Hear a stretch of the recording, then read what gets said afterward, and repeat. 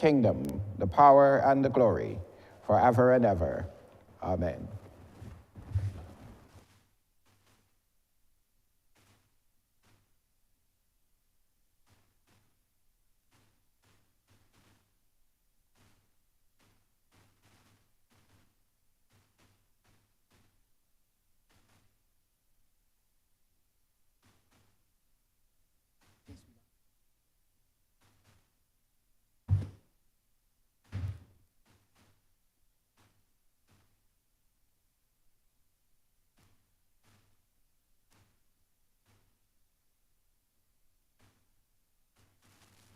Can we kindly stand and observe 1 minute silence in memory of our colleague Rudolph Cappy Greenwich, who recently passed away?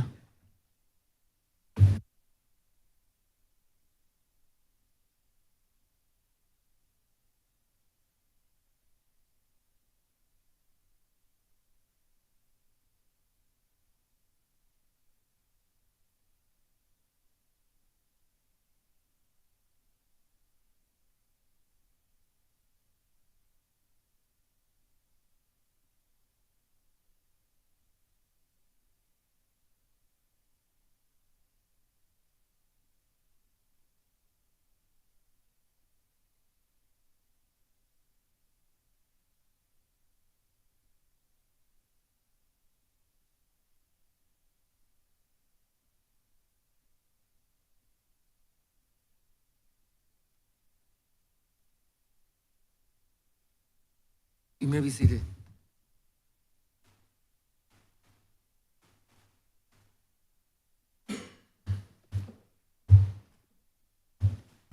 This House is in session. Minutes for the meeting held on Tuesday, July 30th, 2024 to be deferred. Honourable Leader of Government Business. Thank you, Mr. Speaker. I beg to move that the aforesaid minutes be deferred. Questions that the aforementioned minutes be deferred. All those honourable members in favour, please say aye. Those against, please say no. We think the ayes have it. The aforementioned minutes are hereby deferred. Announcements by Your Honour. Messages from Her Excellency, the President. Petitions, papers, government notices, private members' notices, notices of questions, reports from select committees, first reading of bills, statements by ministers. Honourable St. Peter.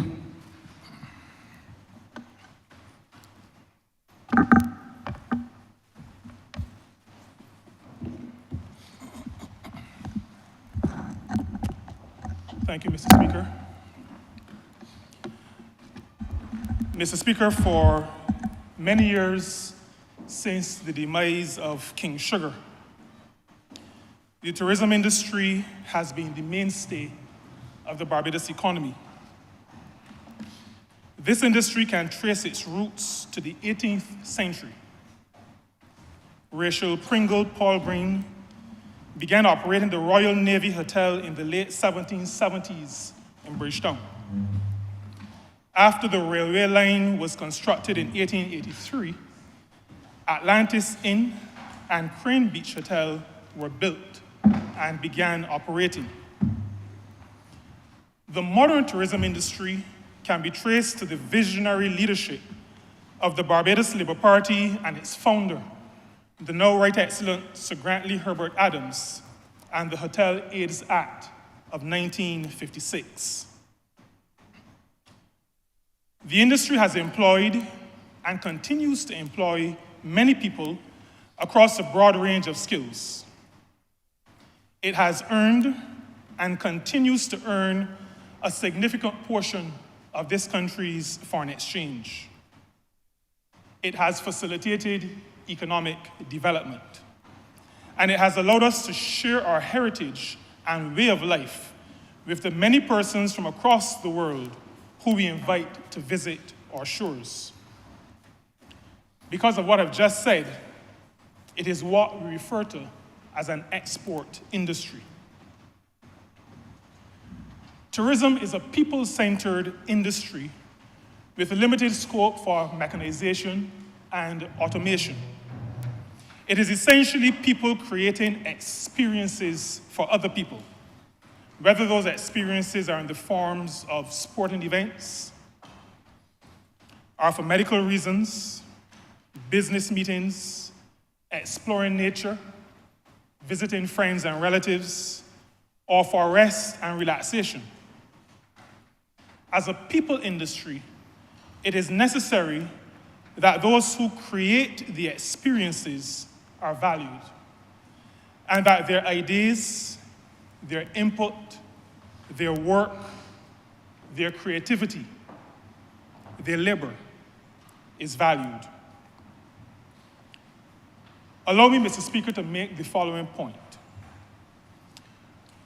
Barbados emerged from 200 years of the most heinous form of enslavement in human history, inflicted by the English on Africans and people of African descent.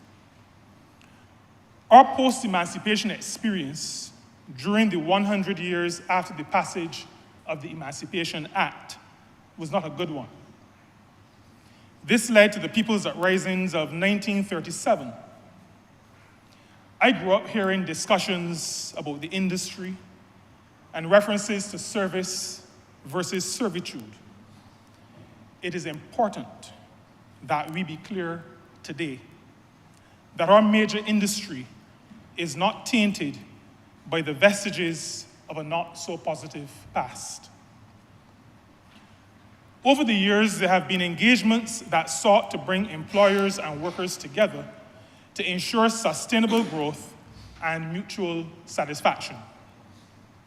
Many of the engagements have been with organized workers and established businesses and employers, and much of that engagement has been successful. In more recent times, there has been a palpable air of dissatisfaction in the relationship between some employers and workers in this segment of the industry. We became aware that a significant number of accommodation establishments had left the collective agreement between the BHTA and the BWU, the Barbados Hotel and Tourism Association, and the Barbados Workers Union. Many of these indicated that they would engage directly with the trade union on terms and conditions of employment, but had not done as they had promised. In addition, some of those establishments no longer honored some aspects of the collective agreement to which they were formerly party. Government, recognizing this state of affairs and acutely aware of the importance of a well-functioning industry to our economic fortunes, convened a series of symposia between the months of September and December 2023 with employers and workers in the industry. The parties were the representative organizations of the workers in the industry, and the parties were also the representative organization for the employers. So the BHTA, the Barbados Employers Confederation, and the Barbados Workers Union. The objective of the meetings was to address and resolve some specific matters that affected workers and their performance at work, and to agree general minimum terms and conditions of work for the sector. After a series of meetings, the last taking place on December 28th of 2023, the parties were not able to reach agreement on the language, even though we believe they were very close on the principles underlying terms and conditions. The Barbados Workers Union, the union that has represented workers in the hotel sector for many decades and still does, requested that an approach be adopted, said approach to mirror the approach used for employers and businesses in the construction and road building sector when they are benefiting from public contracts with government. Mr. Speaker, This government operates on the principle that policy is one of the options at its disposal as it seeks to manage the affairs of the state and do right by the people. The setting for the first time in our history of a national minimum wage was one policy option to do right by the people of this country, and we employed that policy option. The approach I just referred to is where government took the position that those employers benefiting from contracts for construction and road building paid for by the public purse, that is to say, the taxpayers of this country, must be held to standards with respect to rates of pay and conditions of work offered to their workers. The Labor Clauses Public Contracts Act, Cap 349 of the Laws of Barbados was the legislation under which minimum rates of pay and conditions of work were established. The Labor Clauses Public Contracts Act, Cap 349, was passed in 1952 under the leadership of Grantley Adams and last amended in 1976 under then Prime Minister JMGM Tom Adams. The provisions of the Act closely mirror the articles of the International Labour Standard, Convention 94, Labor Clauses Public Contracts Convention 1949, which was ratified by Barbados on May 8, 1967. The purpose of Cap 349 and Convention 94.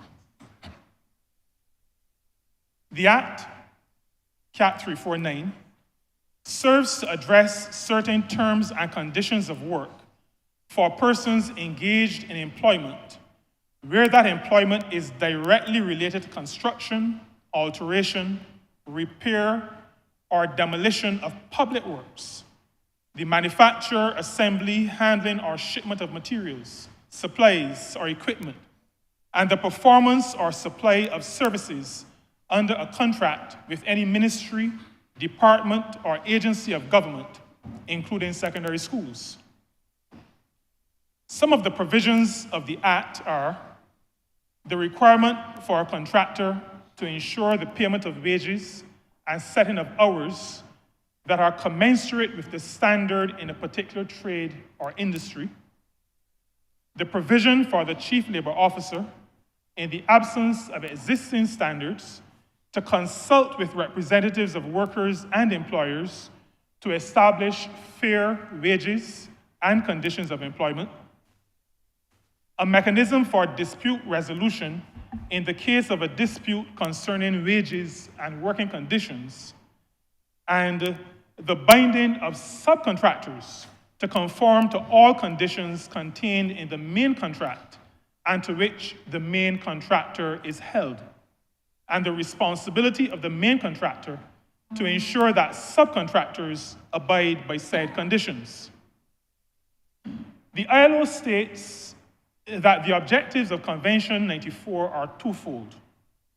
The first objective is to eliminate labor costs being used as an element of competition among bidders for public contracts by requiring that all bidders respect, at the minimum, country-specific established standards. The second objective is to ensure that public contracts do not exert a downward pressure on wages and working conditions. That is, workers employed under public contracts are entitled to receive wages and enjoy working conditions that are no less favorable than those established for the same work in the area where the work is being done. The principles underpinning ILO Convention 94 remain of relevance today.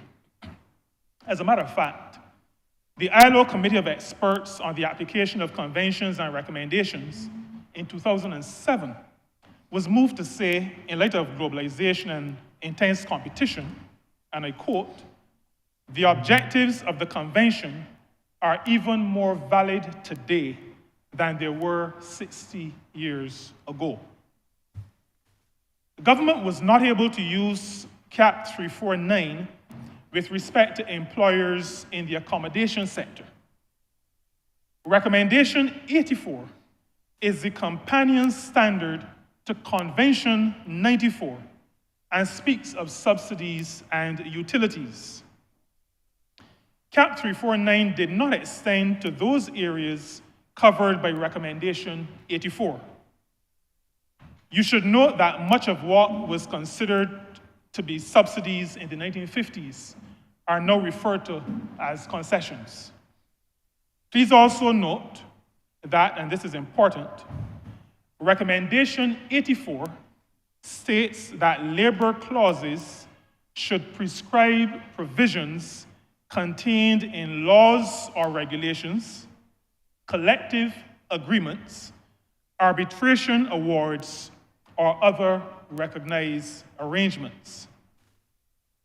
Government came to this Parliament in February of 2024, and after debate, the Labor Clauses Concessions Act was passed and is now law in Barbados.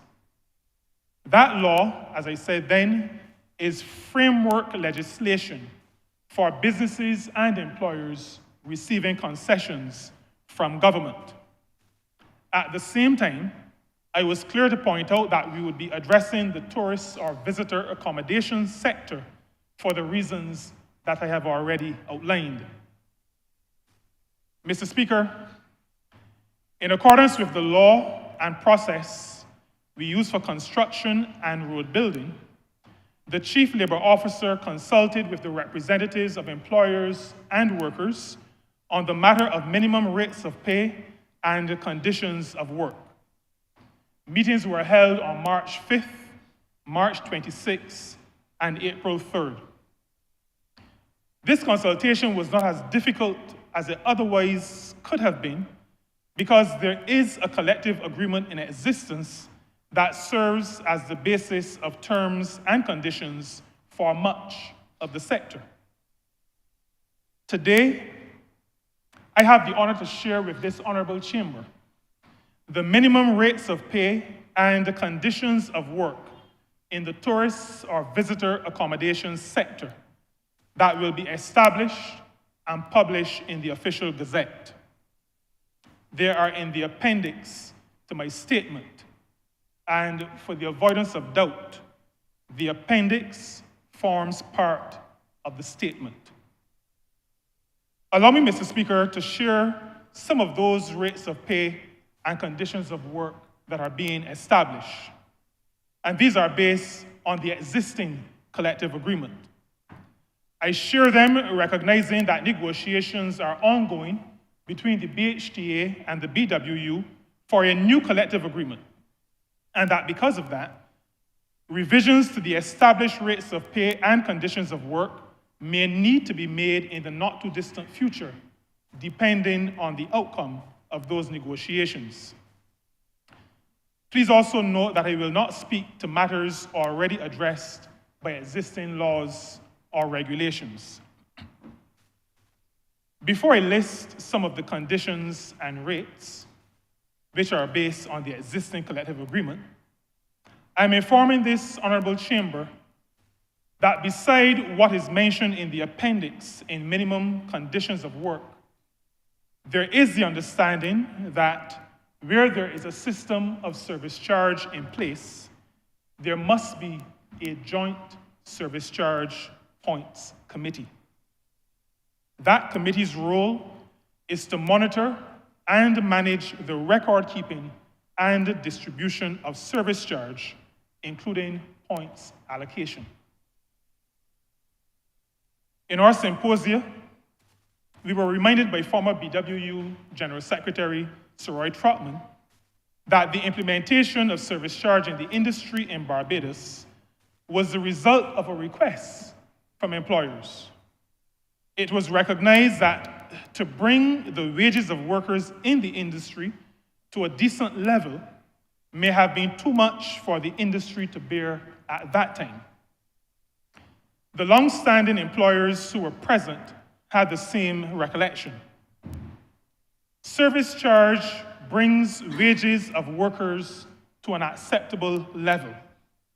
This is why it was never intended that managers receive service charge, and this was agreed by both sides.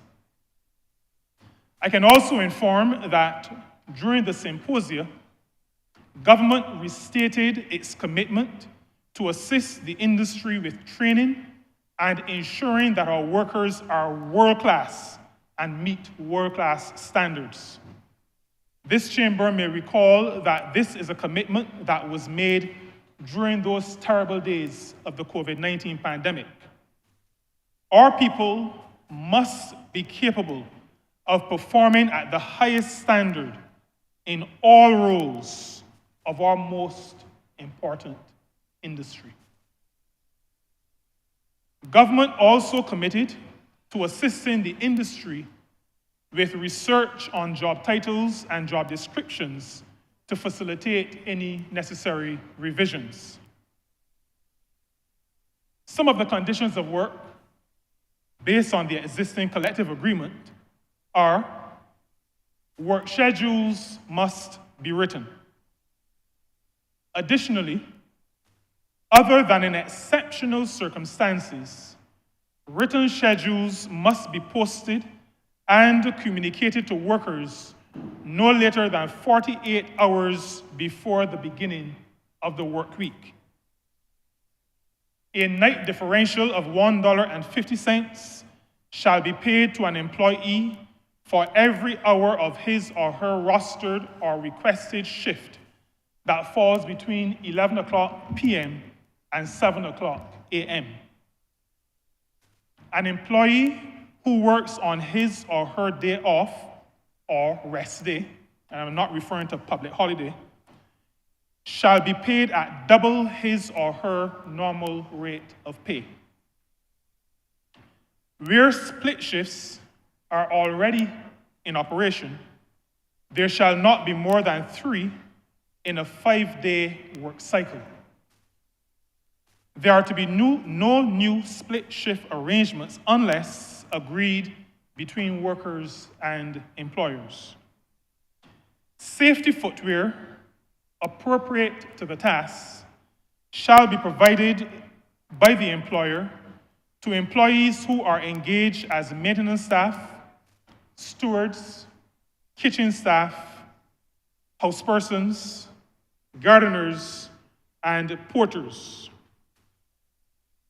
Where an employer requires that a distinctive uniform is to be worn by an employee, and in the industry we refer to distinctive as something other than a black bottom and a white top, at least 3 changes of uniform shall be provided to the employee on an annual basis by the employer at no cost to the employee. Where an employee is required to work beyond 12 o'clock midnight, the employer shall provide for the employee transportation to his or her home. Where on a workday, an employee is required to report for duty before or up to 6 o'clock a.m., the employer shall provide transportation to work for that day at no cost to the employee. Where an employee is not expected to work beyond 12 o'clock midnight, but expects to take the 12 o'clock midnight or the last scheduled public transport vehicle to his or her home, the employees should advise the employer of his or her transportation issues so that adequate provision can be made for them to be permitted to take that last public transportation. An employee who is granted permission in this instance shall not suffer any loss of wages. Under rates of pay, the minimum weekly rates, not including service charge, for some categories, based on the existing collective agreement, are as follows. Room attendants in a luxury establishment, $412.49. And these are weekly rates, as I said, minimum weekly rates. General worker in an A-class establishment, $340. A bell person in a B-class establishment, $340. Receptionist in an A-class establishment, $399.53. A waiter in a luxury establishment, $447.33. A storeroom attendant in an A-class establishment, $369.19. A general cook in a B-class establishment, $340. These are all based on the existing collective agreement. They could be subject to further adjustments based on the outcome of current negotiations between the BHTA and the BWU. Mr. Speaker, the Barbados Labour Party government, this Barbados Labour Party government, continues to demonstrate our commitment to the workers of Barbados.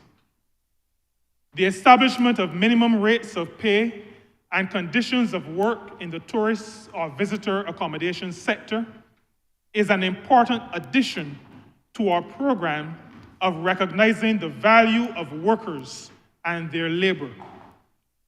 We reaffirm our agreement with a fundamental principle of the ILO's 1944 Declaration of Philadelphia, which states that labor is not a commodity. I will remind this honorable chamber of some of what this government has done since taking responsibility for the management of this country's affairs. We set about discharging our moral responsibility in 2020 when Parliament debated and passed the Employment Prevention of Discrimination Act. This legislation was enacted to ensure that the diversity of workers in Barbados was respected and that they were protected against discrimination on the grounds of race, origin, political opinion, trade union affiliation, color, creed, sex, sexual orientation, social status, marital status, domestic partnership status, pregnancy, maternity, family responsibility, medical condition, disability, age, or physical feature, subject to situations that involve genuine occupational qualification, unjustifiable hardship, measures intended to achieve equality, care of minors, religious bodies, and educational institutions administered in accordance with particular religious beliefs. In 2021, the Cabinet established for the first time in the country's history a national minimum wage of $8.50 per hour, as well as a sectoral minimum wage for security officers at $9.25 per hour. This was influenced by the advocacy and work of the Barbados Workers Union, as well as the shop stewards of G4S. Establishing the national minimum wage was done recognizing that even in the middle of a pandemic, workers and their families were being severely impacted by rising prices and the imported inflation that is its principal driver. The rate used by many employers as the floor prior to the establishment of the national minimum wage was the rate set by virtue of the Shops Act for the category of workers known as shop assistants, and this rate was $6.25 per hour. We did not stop there. Government, recognizing that while the Safety and Health at Work Act provided for establishing regulations to address in greater detail and give greater clarity in certain matters identified in the Act, there were no regulations. In 2022, we gazetted 8 regulations. These regulations cover noise, workstations, personal protective equipment, general duties, drinking water, sanitary conveniences, and washing facilities. A regulation was also gazetted to address the plight of one of the groups of workers we considered as a forgotten group, workers at fuel stations. This particular regulation, medical supervision is its title, mandates that workers at fuel stations are entitled to certain medical tests on an annual basis at no cost to themselves. These, Mr. Speaker, represent some of what government has done to recognize the value of workers and protect them as they seek to be engaged, productive citizens who are able to live fulfilling lives for their own benefit and for the benefit of their dependents. I have not spoken of restoring the reverse tax credit. I have not spoken of introducing the compensatory income credit. I have not spoken of government's work in reducing income tax rates. I have not spoken in any detail about the appointment of 138 clerical officers to the position of Customs Officer 4. And I didn't go into any detail about over 1,000 public officers being appointed.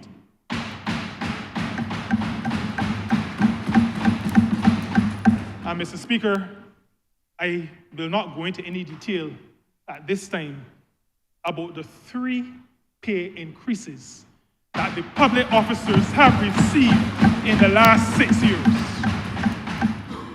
3 pay increases in the last 6 years.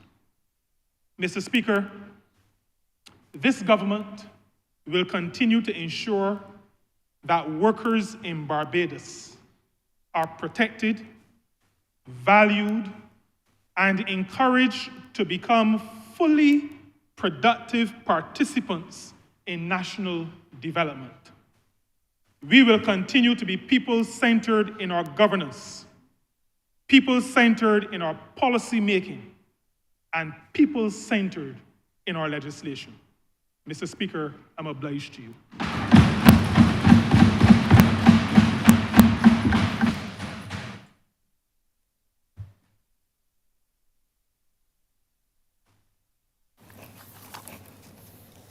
Congratulatory and obituary speeches. Personal explanations. Motions for leave of absence. Oral replies to questions.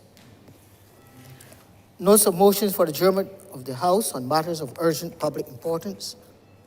Orders of the day.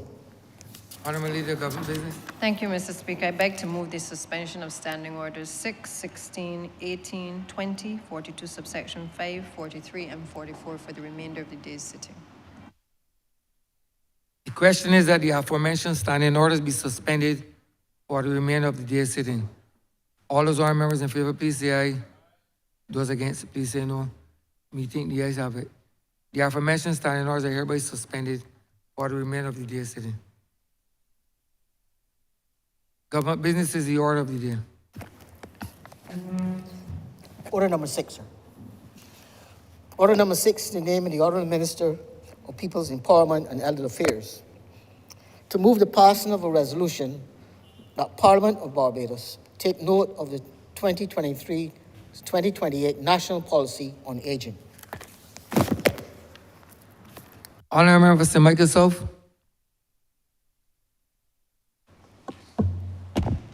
Thank you very much, Mr. Speaker, sir.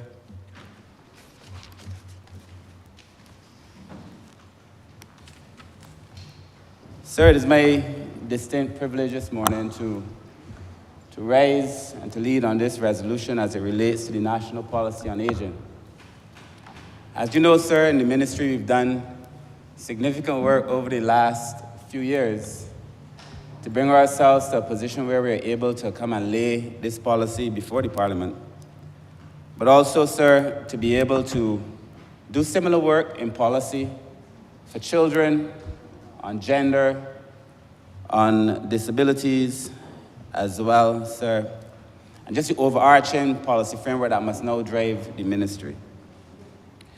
Mr. Speaker, sir, I feel that, as we are all aware, and you know, when we talk policy, many people sometimes think, sir, that we are just talking, and that at the end of a policy, there is nothing. In fact, sir, having been a public servant most of my life, I am well aware that a lot of policies that would have been created within the public service have become nothing but dust on a shelf.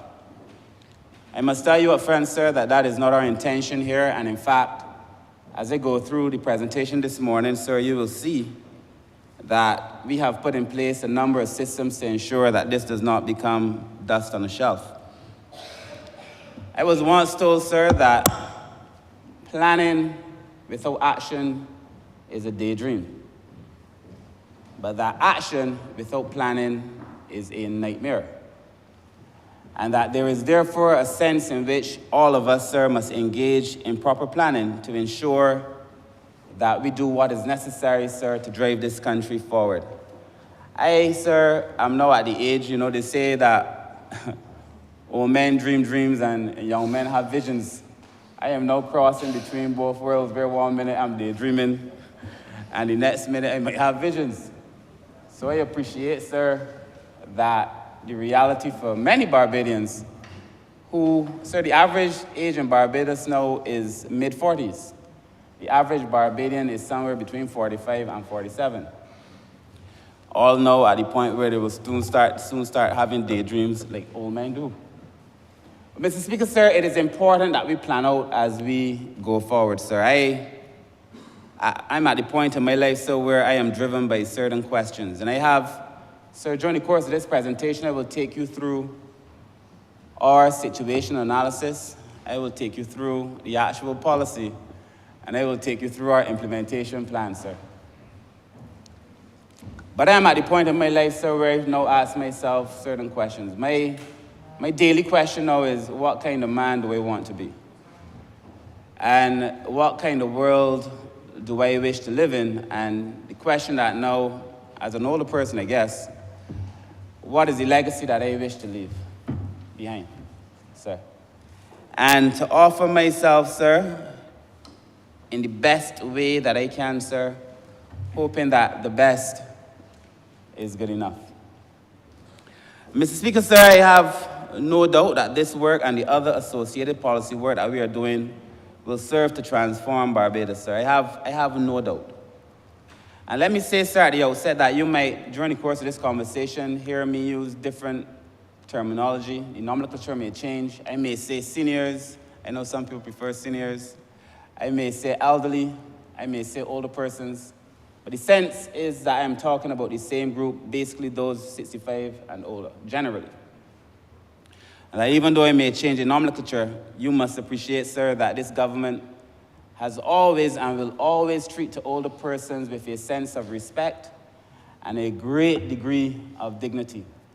Evidence in all the things that we would have done since we came into office, sir, to ensure that life is better for older persons. Sir, at the outset as well, let me thank a number of persons before I actually get into this policy, sir. I want to begin, sir, and permit me to say a few names, sir. Thank you. I want to begin, of course, by thanking the former minister, Cynthia Ford, who would have started this work, sir, before I became minister. In fact, the situation analysis was done before I became the minister, led by Cynthia Ford. I want to thank her, sir, because she has not only served this ministry, but she has served this country. You mean the Honourable? The Honourable member for St. Thomas, sir. The Honourable member for St. Thomas who served this ministry and this country with great distinction, sir. I want to thank her as I begin this presentation.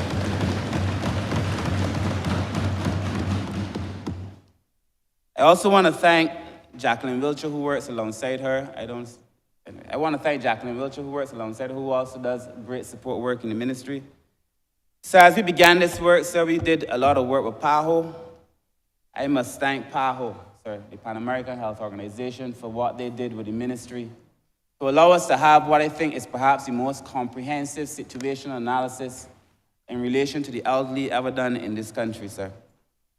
I call all this work the floor, basically. Like where we are now, the floor. And hopefully, sir, we can go no lower because the situation facing elderly people in Barbados, sir, as you will see during this presentation, needs urgent attention. Of course, sir, the policy that is before the House, sir, was commissioned, and we hired, sir, Professor Dwayne Devonish and Lawrence Nurse, Dr. Nurse, from the University of the West Indies to help guide the situation analysis as well as the policy framework that we have. I want to begin by thanking them as well, sir. And at present, sir, we are working on the legislation. We have a version of the drafting instructions, and I want to thank all who worked on those drafting instructions, as well as the Law Reform Commission and Sir David Simmons, who has given us a lot of assistance, sir, in getting the most appropriate drafting instructions as we go forward, sir. And I believe, sir, that we will have this legislation before the House in very short order. And I'm certain, sir, that we will have the legislation for persons with disabilities before the House by the end of this year. So I also want to thank our many partners in this fight, sir. I want to thank the Barbados Association of Retired Persons. Sir, BARP has done such good work for older persons in this country. It would be almost a sin to come to Parliament, sir, and to speak on a policy and not speak of the work that BARP has done, sir, over the last few years. I like to say, sir, that when I was indeed capable of having visions as a young man, when I did my first master's, I wrote my dissertation on the elderly, and in fact, it was a study of BARP. At that time, BARP was relatively new, and Kathleen Drayton, I think, was then the person who led it. But sir, I also want to thank Marlon Rice-Bowen, sir, for her leadership. I think her leadership in relation to issues on the elderly, her advocacy, the fact that she pushes the government, she has been a very trying partner, sir, pushing on behalf of the elderly, but never disagreeable. Even though we don't always agree, sir. I really want to thank Marlon Rice-Bowen for her leadership. I think it has been outstanding, and that the persons who are old in this country are better off because of her leadership, sir. I also want to thank the Sir Optimists. You know, they're like almost quiet leaders in this business, sir.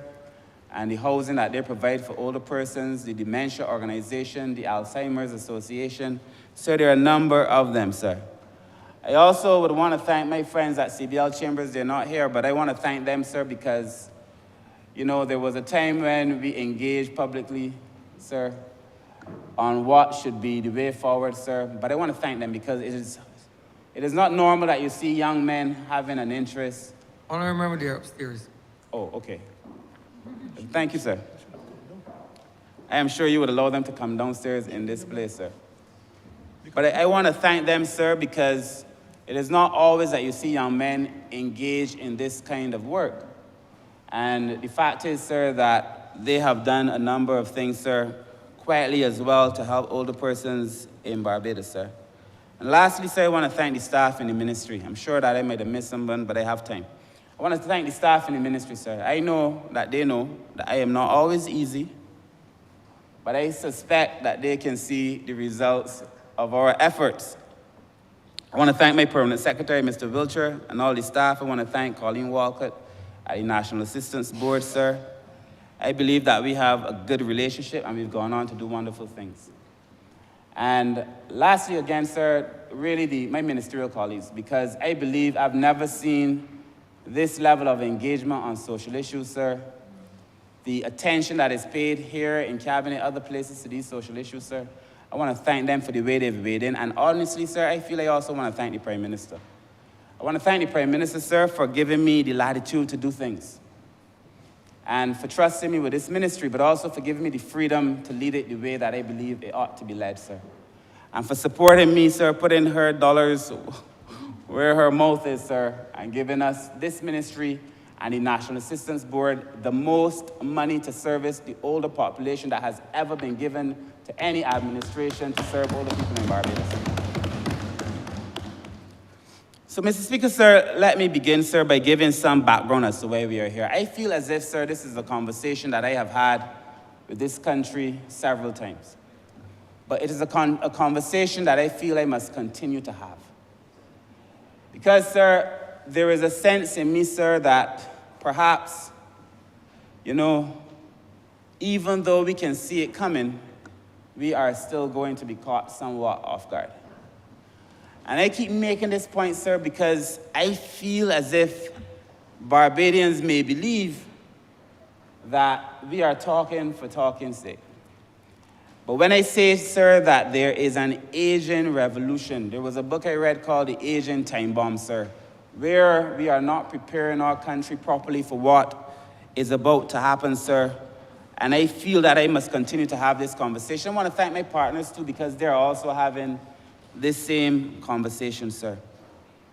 So the World Health Organization tells us that about 1 in 6 persons will be aged 60 or older by 2030. 1 in 6 persons will be aged 60 or older by 2030. This is what they have predicted, sir. Our last census told us, sir, that 1 in 5 Barbadians already over 65, and 1 in 4 already over 60. The World Health Organization told us that 1 in 6 by 2030. We are already 1 in 4 in 2024, sir. Barbados is aging at a rate that is more advanced, sir, than most countries. At the rate on which we are aging, sir, Barbados will become a super age society where over 21% is over 65 years old within the next decade, certainly. This, sir, must be not a cause for concern, surely, but it must be a call to action if we are to address what is going to befall this country, sir. When I spoke last time in the population report, sir, I suggested that the rate of increase, the rate at which this country is aging, should cause us all some degree of concern. We are aging, sir, at a rate that should cause us all concern because it has policy implications. If the average Barbadian is now mid-40s, you could only imagine what the age of the average Barbadian will be in the next 20 years. And if it is that Barbadians are living longer and having fewer and fewer children, and I'm not getting into the debate about whether they should or whether they should not, but I do know that on the current trajectory, sir, we're going to have a very serious policy conversation about how it is we're going to be able to finance this country, to support those, sir, who are working, who are not working, sir, in relation to our working population, the dependency ratio, those who are working in relation to those who are not working because they're too young, or because they're sick, or because they're too old. And if you have a shrinking working population meant to carry all of that, then, sir, this is a conversation that the country is going to have. Regrettably, sir, the pension conversation had taken a political slant. But I must say, sir, regardless of what government, which government, who government occupies this place, this is a conversation that Barbados is going to have to engage in, sir, very, very soon. In fact, this is a conversation for now. If I'm being more honest, sir, this was a conversation for 10 years ago. But, Mr. Speaker, sir, the need for us to have this policy conversation is obvious.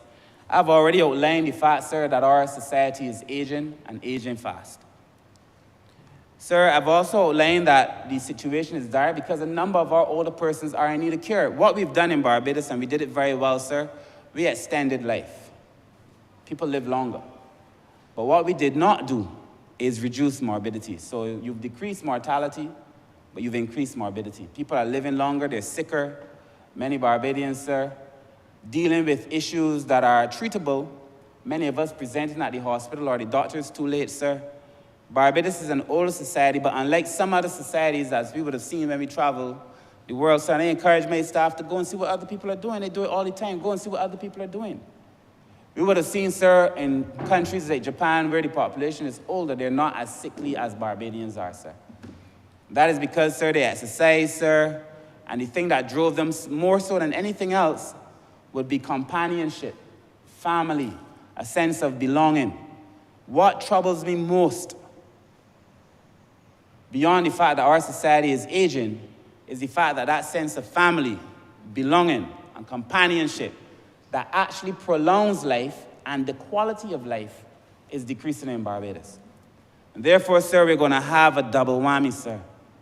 And these are conversations. When we say that we want to talk about family, sir, when I speak later about the need for us to to create a family services organization or for us to engage in parental programs is not because we just want to do things. Well, I ain't come here to just try a thing. Sir, it is because these things are necessary. These are necessary. Sir, we've seen the increase in non-communicable diseases, sir, and other disabilities, sir, affecting the older population. We've also seen an increase in domestic and regional reports of elder abuse, sir.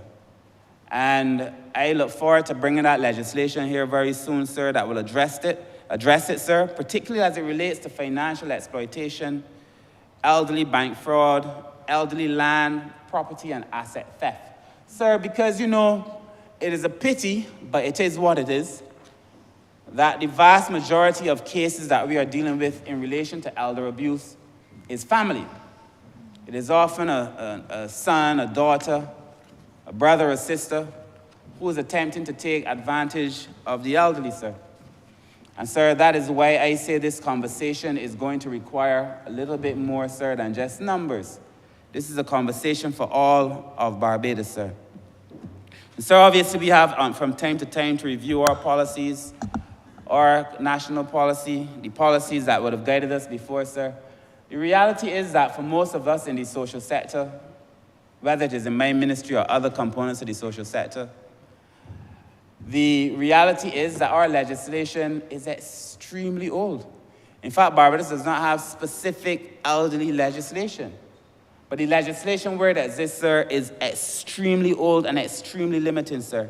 And we had necessarily, sir, to have a conversation on aging. Sir, on October 20, and this is why I want to thank the Honourable Member for St. Thomas. On October 30th, 2020, sir, the ministry began the conversation with PAHO. That would have been less than 2 years, or just over 2 years of coming to office. I had that conversation with PAHO, sir, to begin the work on a situation analysis. A conversation on aging and elder affairs forming the narrative was what they call it, sir.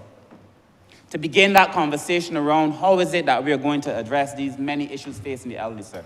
And when I go through the situation analysis, sir, as I will in some detail, it is not to tell Barbadians a horror story, but it is to present the reality of the times and to present the need for the policy that we are bringing and the legislation that we are bringing. So I know full well that we cannot do this on our own.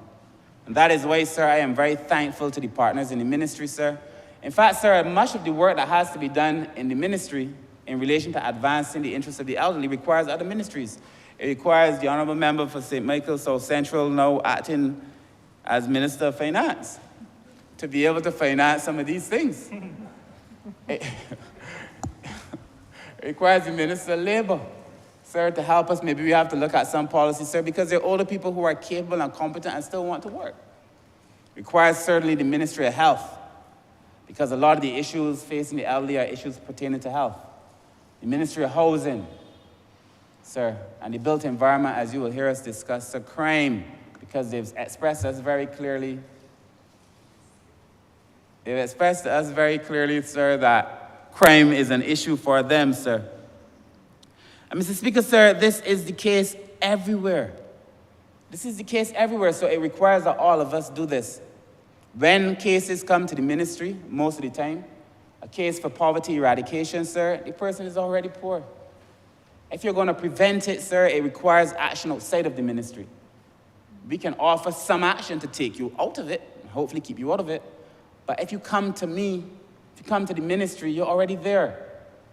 We therefore, sir, have to have a conversation around education, around planning, around literacy training. I mean, this is going to be a very, very big conversation, sir. And the world, sir, is celebrating the decade of healthy aging between 2020 and 2030. This is now. And these things are fitting to be done during the course of this decade, sir. I know it is not normal to speak on a ministerial statement, sir, but the things that we are putting in place to make sure people can live will also have benefits for people as they get older, sir. Mm-hmm. If you can ensure people can live while they are working, the work that the Honourable Member for St. Peter just brought, sir, is transformative. I listened, sir, but I was thinking in relation to this bill, this resolution, when we are able to do these things to guarantee that people can live, sir, if you are an unhealthy child, sir, If you are a child or a person, sir, an adult, does not exercise, or cannot afford to eat well, sir, there's a higher probability that you will be a sickly adult, a sickly older person. So we have to make sure that older people are able to live, sir, but it doesn't begin at the end, sir. So, sir, we hired the Professor Devonish as a consultant, sir, because we all know very well that you can't advise yourself. And so while we weighed in, we got the professional help from the University of the West Indies. So I want to thank the University of the West Indies. They've been a very good partner to this ministry, sir, in relation to the work that we are required to do. And that is what I think universities are supposed to do.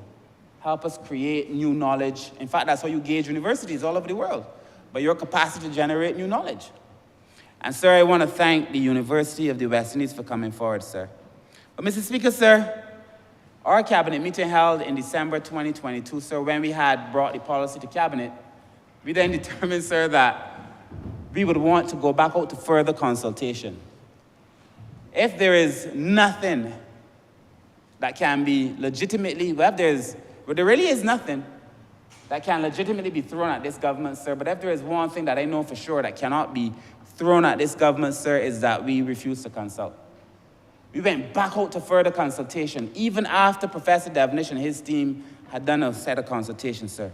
And the cabinet decided then, sir, that we should have further conversations, sir, with the health sector, faith-based organizations, insurance agencies, private sector, community-based organizations, further conversations with bar operators in the service, leaders in the civil society spaces, sir, and the Barbados Police Force. We went back out. We had further conversations, sir, to help shape this policy, sir. And that is why we are presenting today a policy, sir, that we believe, sir, captures the main issues in Barbados, sir. But we do not only describe them. If you go through the policy, sir, as I'm sure you have, you will see that we have listed the situation, which I call the floor. We have put in place mechanisms and policies, sir, to address them, which I call the future. And we have then put in place strict timelines that we are trying desperately to meet, sir, which I call our focus. So we are facing them, sir, and fixing them. But I assure you, sir, that this is not going to be any single boast. This is not going to be something that we're going to achieve overnight, sir. This is going to be difficult work, sir. The width, the mere width of the work and the depth of the work that is required, sir, to get us to where we ought to be does not give us the luxury of taking our foot off the gas. We have to work today, tomorrow, Mr. Chairman, sir, and every other day, Mr. Speaker, sir, to be able to get where we ought to be going, sir. So let me share with you, sir, that because of our demographic transition and the fact that our aging is so advanced, sir, we have one of the fastest aging populations in the world. In the world, sir. That is going to be a cause for concern, sir. The other thing, sir, that we found during the conversation, sir, was that elderly people were very concerned about their care during disasters. And if you're living in a climate crisis, sir, you would know that you have to be concerned about disasters. In fact, sir, our disasters, we anticipate, sir, having had the hottest day for the year, almost every day this year, hotter than the last one. Sir, we saw a hurricane forming in June, hitting Barbados in July. So these are unprecedented things. The older person, sir, considering the fact that I said that most of them now have to reside alone, one way or the other, they're concerned about that, sir. And let me address this one way or the other, this reside alone thing, sir, because, you know, Mr. Speaker, sir, there is a belief that if you live in a house with somebody, that you got support. That if you live as an older person in a household with a grandchild or a granddaughter, that you have support. That is a myth. The staff of the National Assistance Board would tell you quite clearly, if they were to speak to it, sir, so permit me to say, George Griffith, I know, who is doing a lot of work with the companion program, if he spoke to it, or the director, Ms. Colleen Walker, spoke to it, they would tell you that there are many cases where people live in households with older people, sir, and do nothing for them. And that the only care they receive is the care that they receive from the state. And that the day when the National Assistance Board workers do not show up that the older persons in a house with other people get no support. Or you may choose, sir, or other people, not you, sir, but others may choose to think that I am a man not telling truth when I say that sometimes we go and dress a wound, sir, and it has no care, nobody looks at it again until we go back. And God forbid that there is a vacation day, a holiday, sir, and the worker asks for an additional day. That's an additional day.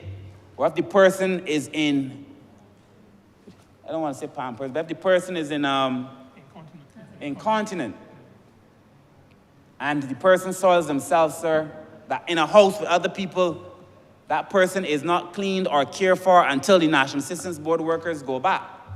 That is the reality of Barbados, sir. And I'm not saying it's everybody, but it certainly is a lot of what we are now seeing, sir. So there is a conversation to be had around care. There's a conversation to be had now around family, sir. And there's a conversation to be had around relationships. And sir, you have to juxtapose this against what I said, which is that the reason people are able to live longer and the reason that people are able to live well is because of the relationship. And if that relationship is deteriorating, then we really have a problem in Barbados, sir. But they're very concerned about disasters. And there's also, sir, we've seen it now with fires, with flooding, even with high wind, sir. There are a number of issues facing the older population, sir. The last census told us that 1 in every 5 Barbadians is now over 65. I keep making this point. And 1 in every 4 over 60. Barbados is old, sir. Barbados has a problem. And if we do not act now, sir, if we try to kick the can down the road, then we will reap what it is that we sow. I am saying to Barbados, sir, that the problem facing Barbados is real. This is not a drill. This is not a drill. That this is the reality facing Barbados, sir. If we do not do something about this, sir, very soon, it is going to come back to haunt Barbados. So of all the things that I deal with in the ministry, sir, aging, disabilities, HIV, children's issues, of all the issues that I deal with, sir, the one that I worry most about now is the aging dynamic. Because I know that it will come back to haunt all of us, sir. And that the present reality for those who are already there is not pleasant, sir. So, Mr. Speaker, sir, we then went on to look at this situational analysis, sir. And the terms of reference were very clear. I will not go through them, sir. But the terms of reference are very clear. When we decided to settle on getting this situation analysis, in essence, what we wanted to do was to capture the idea of what it is that is occurring in Barbados and to develop a system for monitoring and evaluating it, sir, and to put in place a new framework to be able to address it, sir. Sir, the key characteristics that we felt, sir, in relation to the global standards that we would want to have, sir, were in relation to availability. These are our services. Accessibility, adaptability, appropriateness, safety, informed consent, and confidentiality, sir, because many older persons are concerned about that. Effective communication and participation, sir, by all of our stakeholders, sir, and by all the persons with whom older persons come into contact with, sir. We want to identify the strengths and weaknesses of the current system, sir. We want to look at the threats, sir, about to face the older person, sir, and then to complete the final draft evaluation, situational analysis, sir. And we did that. And I would advise Barbados, sir, to read the draft situation analysis. Sir, I think it's on our webpage. If it is not, PS will ensure that it is by the end of the day, so that all Barbados can read the draft situation analysis. And to see that what I'm saying here, I am not making up. I did not write it, sir. And we did this in 2020. For those who would want to make this a political conversation, the situation analysis was done in 2020. So it would have been a description of the last 10 years, probably from 2010 and onward and afterward. But I do not wish, sir, at any point at all in this conversation to talk politics, because I do believe that this is not a political conversation. But I also know very well, sir, that if we had done a little bit more in the last 10 years prior, we would have been able to avoid some of what is before us now. sir. So, Mr. Speaker, sir, the policy and the situation analysis had a few basic pillars. So these pillars are community care and supporting social services, health services, and medical care. And you're going to hear me repeating these, sir, throughout this presentation, sir, because they find themselves in the situational analysis, they find themselves in the policy framework, and they find themselves in the implementation plan. The community care and supporting social services, health services and medical care, financial and economic security, treatment of elder abuse and related threats, physical and built environment, this is in relation to housing and their capacity to be able to get by and so on, preparation for natural disasters, pandemics, and other related emergencies, and legislation for protecting and supporting the elderly, sir. And this data was collected over a 3-month period, sir, to ensure that we were in a position to have this conversation. Sir, as it relates to community care and supporting social services, and this is in the situational analysis, so this is not the policy. This is what we found. This is what is. We found, sir, that there were several strengths and positive features for community care and supporting social services. In other words, there were things in place already, sir, that we could feel proud of as a country. Namely, of course, the work being done by the National Assistance Board, sir. The work being done, sir, by the Human Development and Poverty Alleviation Community Assistance Program. So a lot of the work coming out of the ministry. The specialized community care and services for disabled elderly facilitated by the NDU. And I want to thank the NDU, sir, because they've done a great job, sir. The number of persons in Barbados who've had access to a ramp or bathroom support, sir, because of the National Disabilities Unit, sir, I want to commend them for the work that they are doing to help persons with disabilities, but particularly the older persons with disabilities, sir. Sir, I also want to thank the other thing that they found as a strength, sir, was BARP. That the Barbados Association of Retired Persons and the work of the Seroptimists was also instrumental, sir, in our strength, sir. But they found weaknesses too. They found several weaknesses too, sir, in relation to what currently exists, sir. They found an inadequate supply of home and community care services for the elderly, sir. We don't have enough. But I must also say, sir, that this government brought on 432 workers. We brought on 432 workers, sir, to help the elderly, sir. So if we brought on 432 and we still do not have enough, you could only imagine what existed before. So they found an increasing demand, sir, against the limited supply of services because, and this is bound to happen, sir, because the population is getting older. The population is getting older, there are less people caring for the elderly, the role of the state has to change, the burden of care now becomes the state's responsibility. So essentially, sir, it means that we are always going to be playing catch up unless the people in Barbados, sir, the families, sir, have to take on some of this work too. It is going to be impossible for every person who is over 65 in need of care to have a home health worker assigned. And the question that's asked to me is, can I get a home helper? And can I have a home helper all day long? It's impossible. Unless you want me to hire 40,000, 50,000 home helpers. It's just impossible. It's impossible, sir. I know you know it's impossible, but there has to be a role for the family. There has to be a role for the community. Sir, the other weakness that they found was a lack of proper coordination and collaboration. And they also found limited targeted training and development programs, sir, for the elderly. Sir, and there are other things. But these are some of the things that they found. So in relation to the policy, when we get there, sir, you will see that we have addressed these things systematically, one by one, to be able to fix the problems we see highlighted in the situational analysis, sir. In relation to health and health services, sir, we also have a number of key strengths, sir. In fact, sir, the health services, sir, was said to have an excellent cadre of health and medical professionals. No one can doubt the quality of the Barbadian doctors. An excellent cadre of health and health professionals, sir. We also have an established institutional healthcare system, sir, that many older people felt that they could rely on, but the burden on it, sir. They also, sir, a multidisciplinary team for supporting nursing and medical care, sir. Strong internal network among the nursing fraternity, sir. Great relationships with the NGO community, sir, who allows them to access some of these health benefits, sir, because a number of NGOs do work very quietly, sir, to help older people.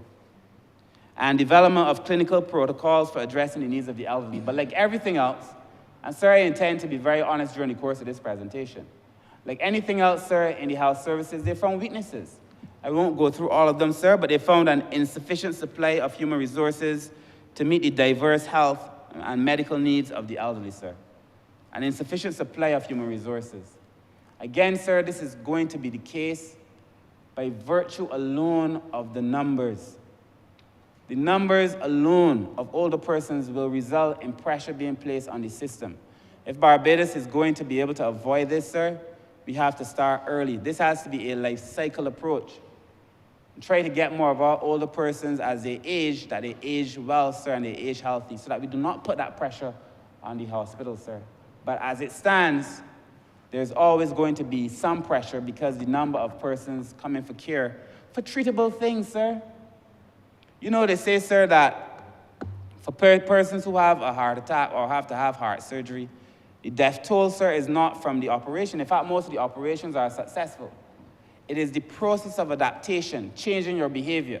Don't smoke, don't drink, don't stay out late, get some rest, do a little exercise. It's the adaptation that seems to exceed the capacity of people, even when they're trying to extend their own life, sir.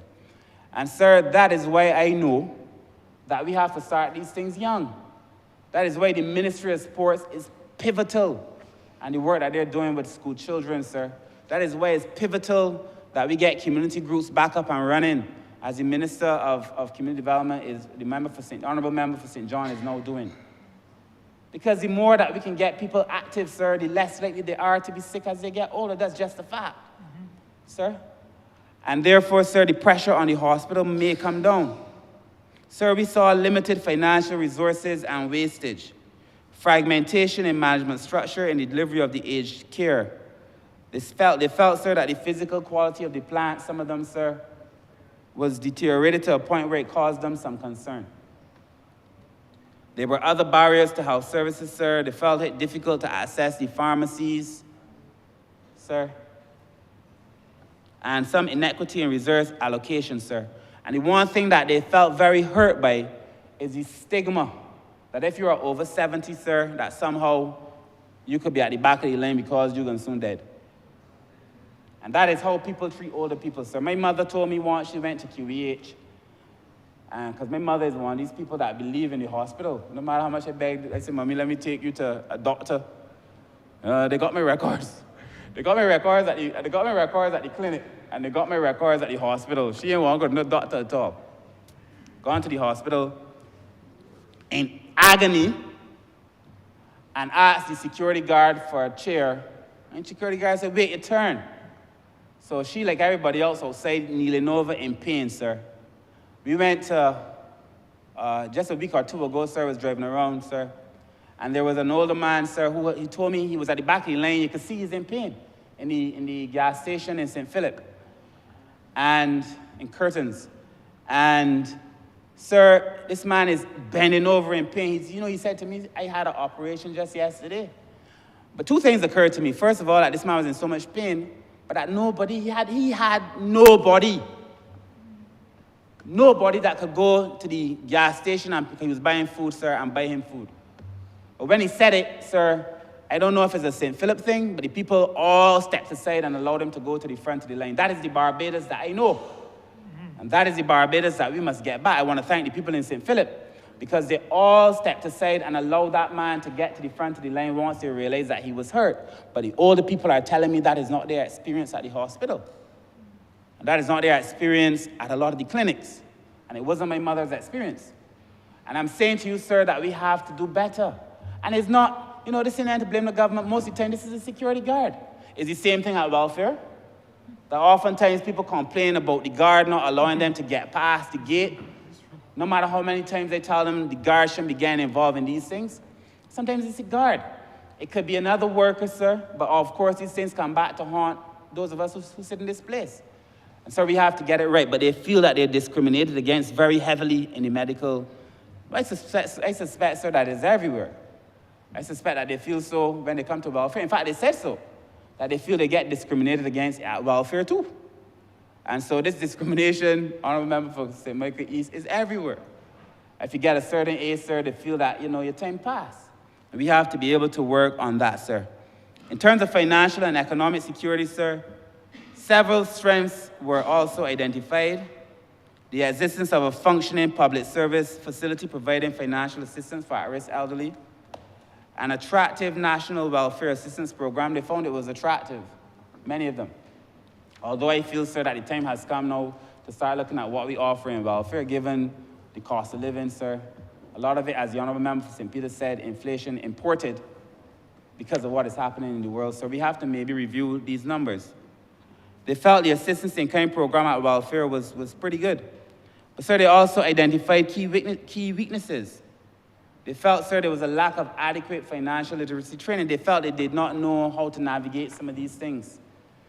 Sir, we also found that there was poor retirement planning. I heard the head of BARP, sir, speak about retirement planning, sir. I want to thank them, sir. Recently, BARP launched a business center of sorts, so where elderly persons can come in, get some training, learn to use the internet, because the days of not being able to use the internet, sir, are fast coming to zero. And I want to thank them, sir, for opening their doors to allow regular older people to come and learn how to use the internet, learn how to do business, sir. When we offered to put people's monies on their bank account, sir, people complained. The same people that said we should have done it during COVID.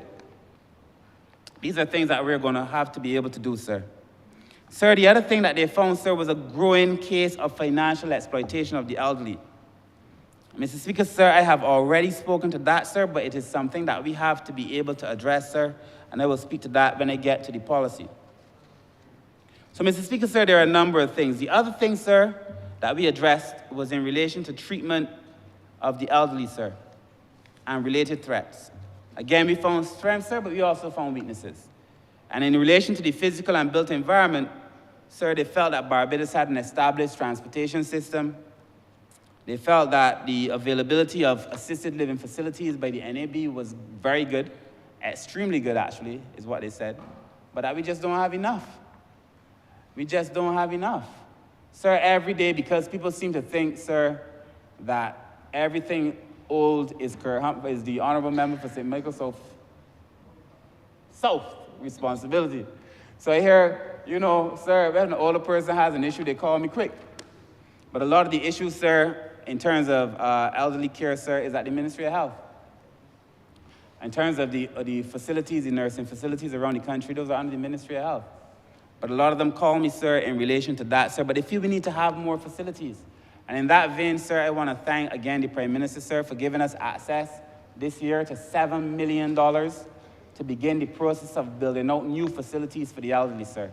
And I must tell you, sir, that as it stands, we've already started doing some drawings, sir. We're going to go to Sterling, the building at Sterling, sir. Our plan, once Cabinet approves, is to modify that building, retrofit that building, to make that building a place where the elderly can have some respite and daycare, sir. And we're also going to use that money, sir, to build some housing on that space, sir, in relation with BARP, as well as with Sir Optimus, sir. And this will be the first set of new buildings for the elderly since this government built the facility at Vauxhall. Sir, it would also be, sir, that it was this government, sir, that renovated the Vauxhall Centre, sir, for a few million, and renovated the one at Lancaster, sir. Doing a lot of work in terms of building out the facilities for elderly persons, sir. So it would be this administration, sir, that is going to be spending $7 million over the next few years, sir, to build out facilities for the elderly. And we have to, because, sir, it is clear to me that on this rate, we are going to need more spaces. It's simply not enough what we currently have, sir. In relation to the preparation for national disasters, sir, they felt, sir, that we had a system, sir, through the DM and other places that gave them some comfort. But as usual, sir, there were concerns, sir, that there were insufficient interventions on disaster preparedness, that many of the conversations were not for them, were not for the elderly, were not for persons with disabilities, that in some cases the facilities themselves were not friendly to them. So these are things we have to look at, sir. Poor housing stock, you've seen it, sir. You drive around not only in lower socioeconomic communities, sir. You drive around some middle-class communities, and you would have had a time where people had maybe a teacher married to another teacher or a policeman or something, and they built themselves a middle-class life. The kids have moved on, sir, and you look at a number of these houses in some of what you call these older established areas. You can look and see that the houses won't work. The roof leaking, they can't afford to fix the cupboards leaking, the piping leaking. You look around some of these established communities, you will see. So when I say these things, I'm not only talking about what people would perceive to be the poorer persons of our community, sir. There are people who would have lived a good life, but now that they're older, their pensions just cannot carry them, cannot support the houses, sir. And we have to have a conversation about how do we intervene and help these people, sir, to be able to help themselves, sir. In relation, sir, to the legislation, sir, the major strengths was that they felt, sir, that we had some legislation in the national security, the National Insurance and Social Security, the Pensions Act, and so on, sir, the National Assistance Act. But obviously, there is no clear legislation in relation to elder abuse, and this is what started the conversation with me and my friends at CBL, sir. But there was no clear legislation. And I suspect, sir, that once I get those draft instructions to Cabinet next week, very soon before this Parliament, sir, we're going to bring legislation to protect the elderly, sir, on a number of these issues. Not only on elder abuse, but all those other issues that I have mentioned, sir. So, Mr. Speaker, sir, in summary, sir, the key findings of the situation analysis was really and truly, I could simply say in one word, bleak. That the situation for older persons in Barbados as it stands without intervention is bleak. And therefore, we have to do things, sir, to make sure that we improve the lot for older persons, sir. So when we categorize what were the major issues, the first one, sir, in summary, was that the elderly felt that they needed greater financial and economic security. That's the first one. Greater financial and economic security. This was highlighted by over 80% of the respondents. Greater financial and economic security, sir. The second was in relation to health and wellness needs, sir, where 65 to 70% felt that they wanted better access and so on to health care. And then, sir, about another 50% of the respondents, sir, felt there were other problems, but predominantly as it related to disasters and their own care, sir. And then, of course, sir, there were some institutions that did not fare as well in relation to the judgment of the older population, sir. They felt very kind about BART. They felt very kind about NAB. They felt very kind about the National Disabilities Unit. But, sir, they did not feel as kind about the banking system, or BRA, or the licensing authority, or the welfare department, and in relation to their access to employment. That they feel somehow that they're discriminated against in these facilities, sir.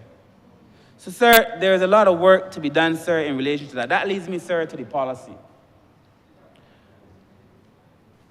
Sir, the Barbados National Policy on Aging for 2023 to 2028 seeks to address all of those concerns that I just raised, sir. You know, sir, this administration, we had a philosophy of facing it and fixing it. The current Prime Minister always says to me, sir, we have to complete the circle of enfranchisement. We have done a lot, sir, but we have to do more now.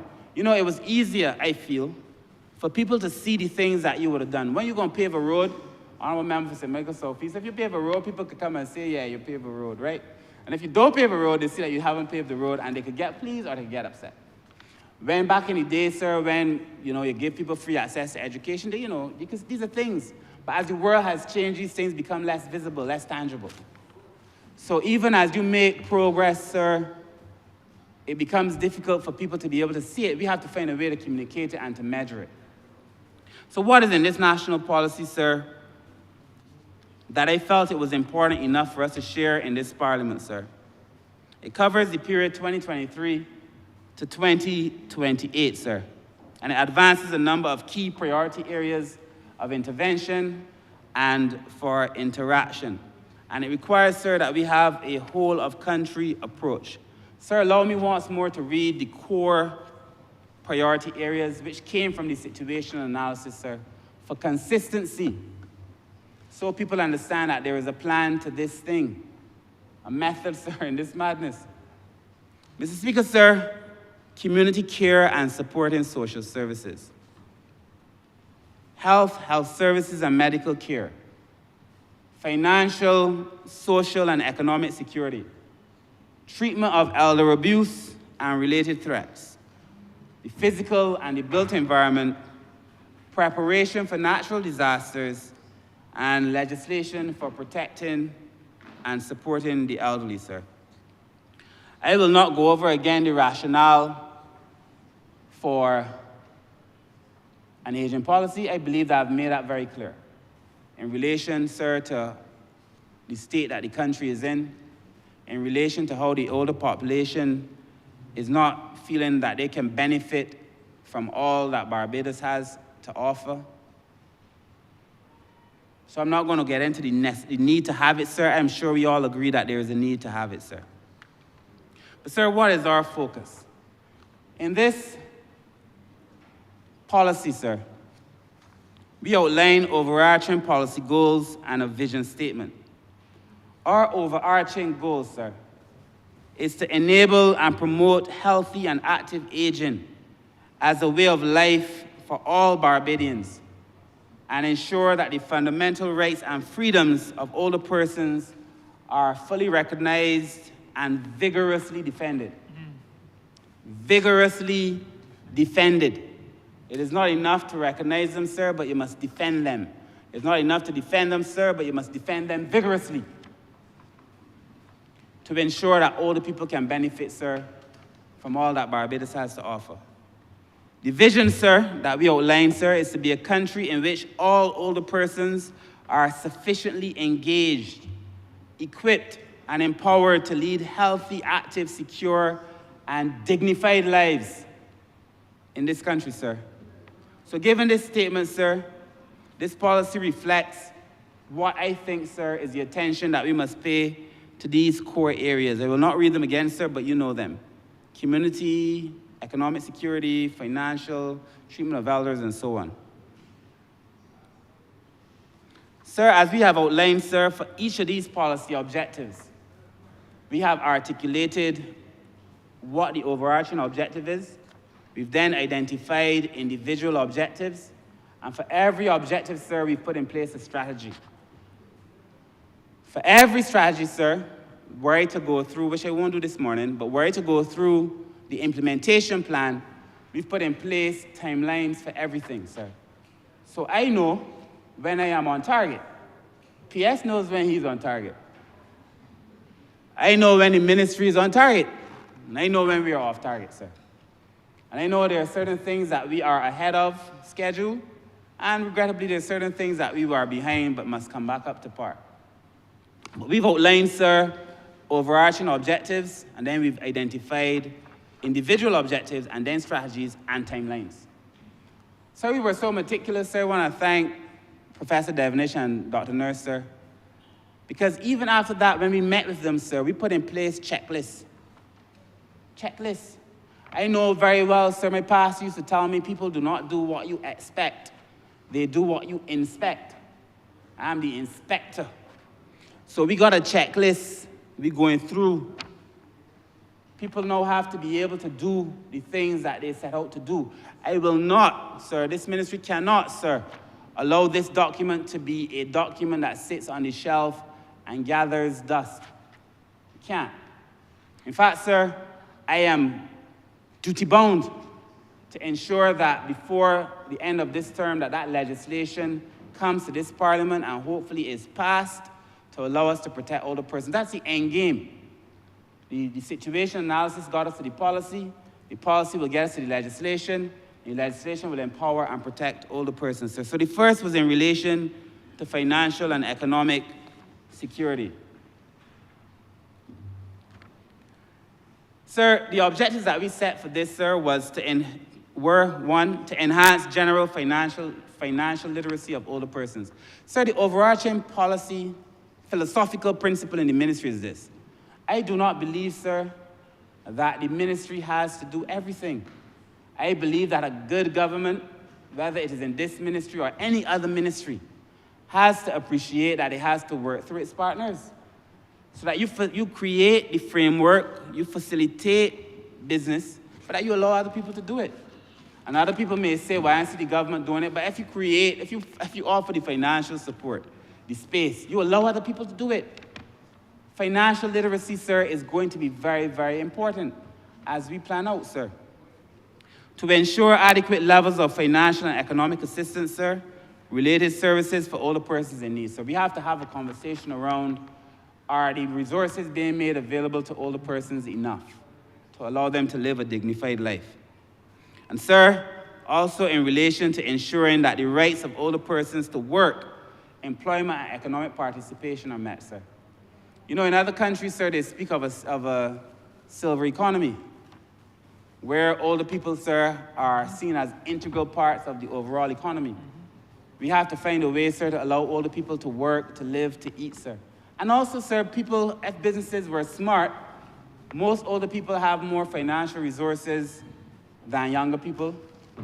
They now need to start targeting some programs to be able to address the issues pertaining to the elderly, sir. Sir, our strategy will be to provide that literacy training.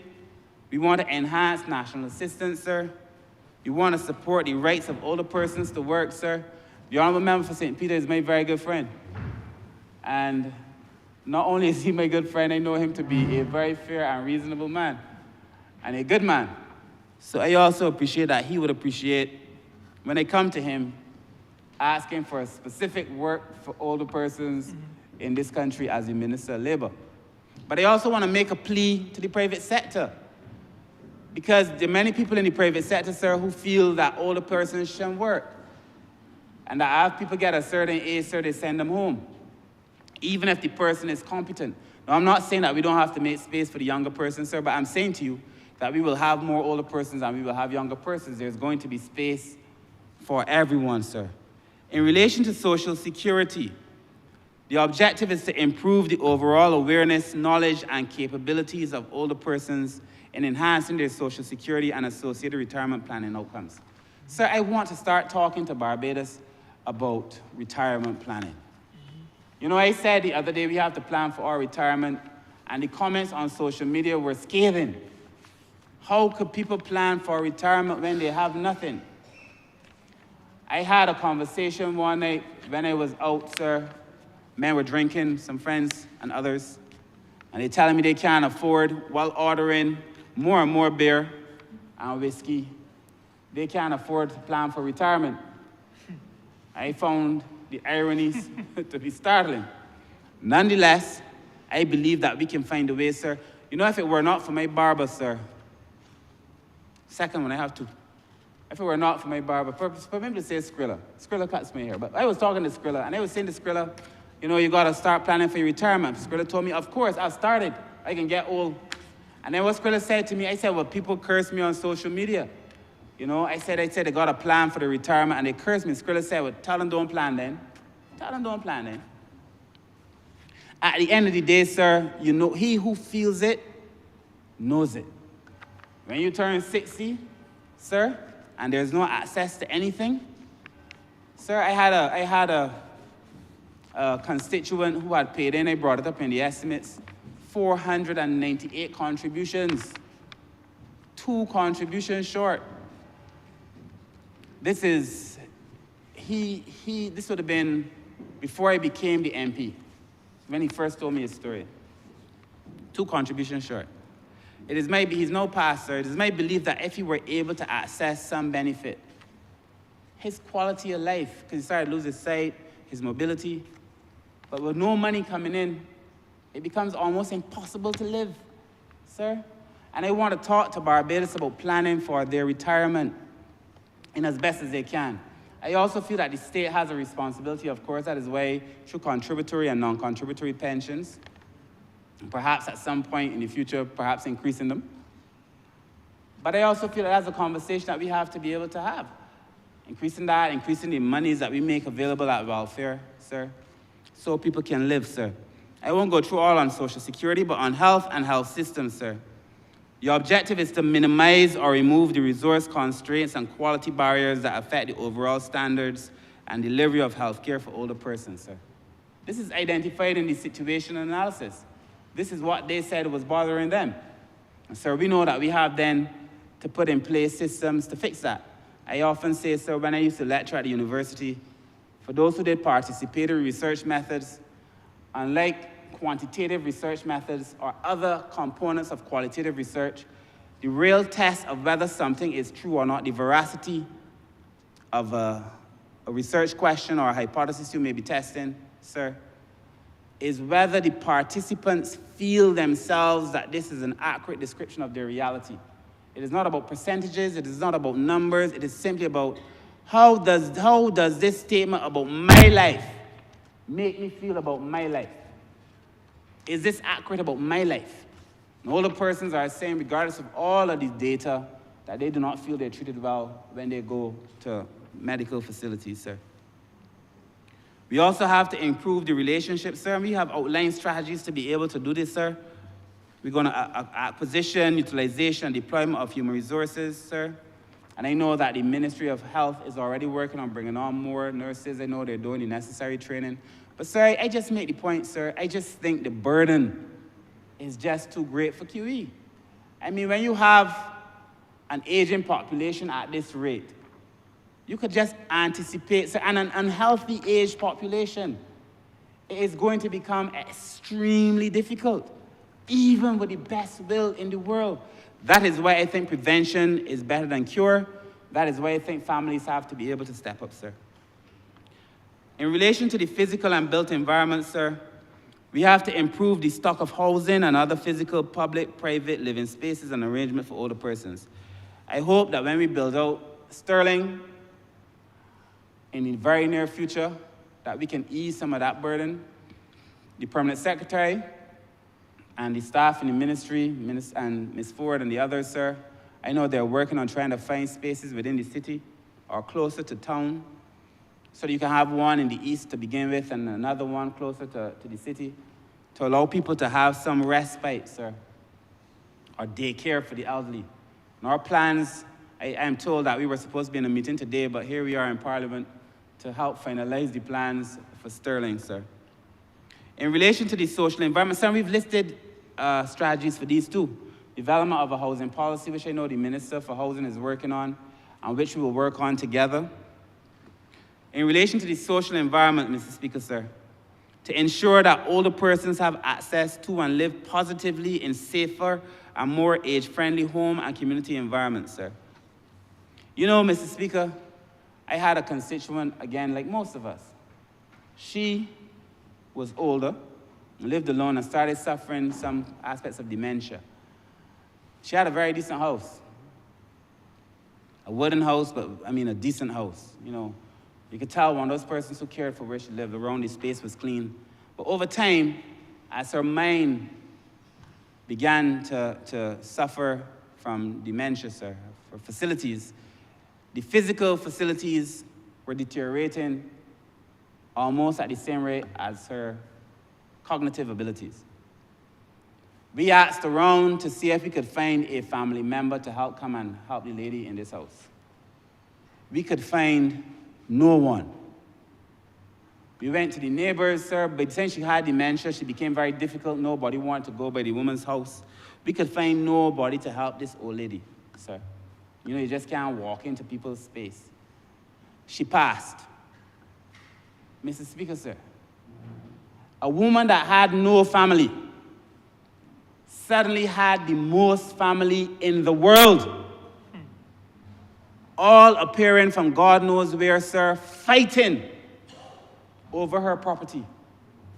But while she was living and while her living conditions were deteriorating, we could find no one to assist that older person. So these things are wrong, sir. So you have to tie that physical environment, sir, the built-up environment, housing, to elder abuse, neglect.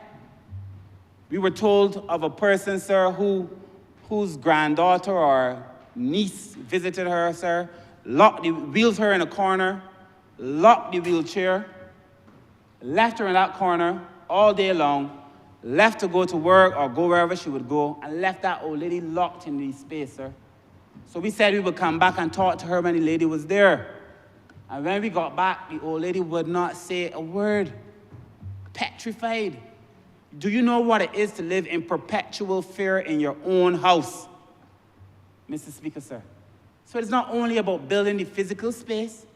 We have to make sure we put in place systems to protect older persons as we do this. That is why I think the legislation, sir, is going to be so important. You know, they say to me that you cannot legislate care, and that is true. That's why we got to do other things.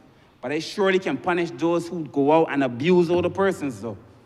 And this legislation must be strong enough, sir. I know people can complain. The penalties are too stiff. Jail terms are too rough. But, sir, these older persons built this country. Yeah. And they should not be suffering the way they're made to suffer, sir, now in this country. That is why, sir, finally, the legislation, sir, that we are bringing, sir, is going to begin to address a number of these things, sir. I think that legislation is so comprehensive. It is so comprehensive, sir, that it would allow us, sir, and it has the weigh-in of the Law Reform Commission, sir. It had the weigh-in of CBL, it had the weigh-in of the ministry, the parliamentary, the CPC's office, sir. It would allow us, sir, to have something that makes sense.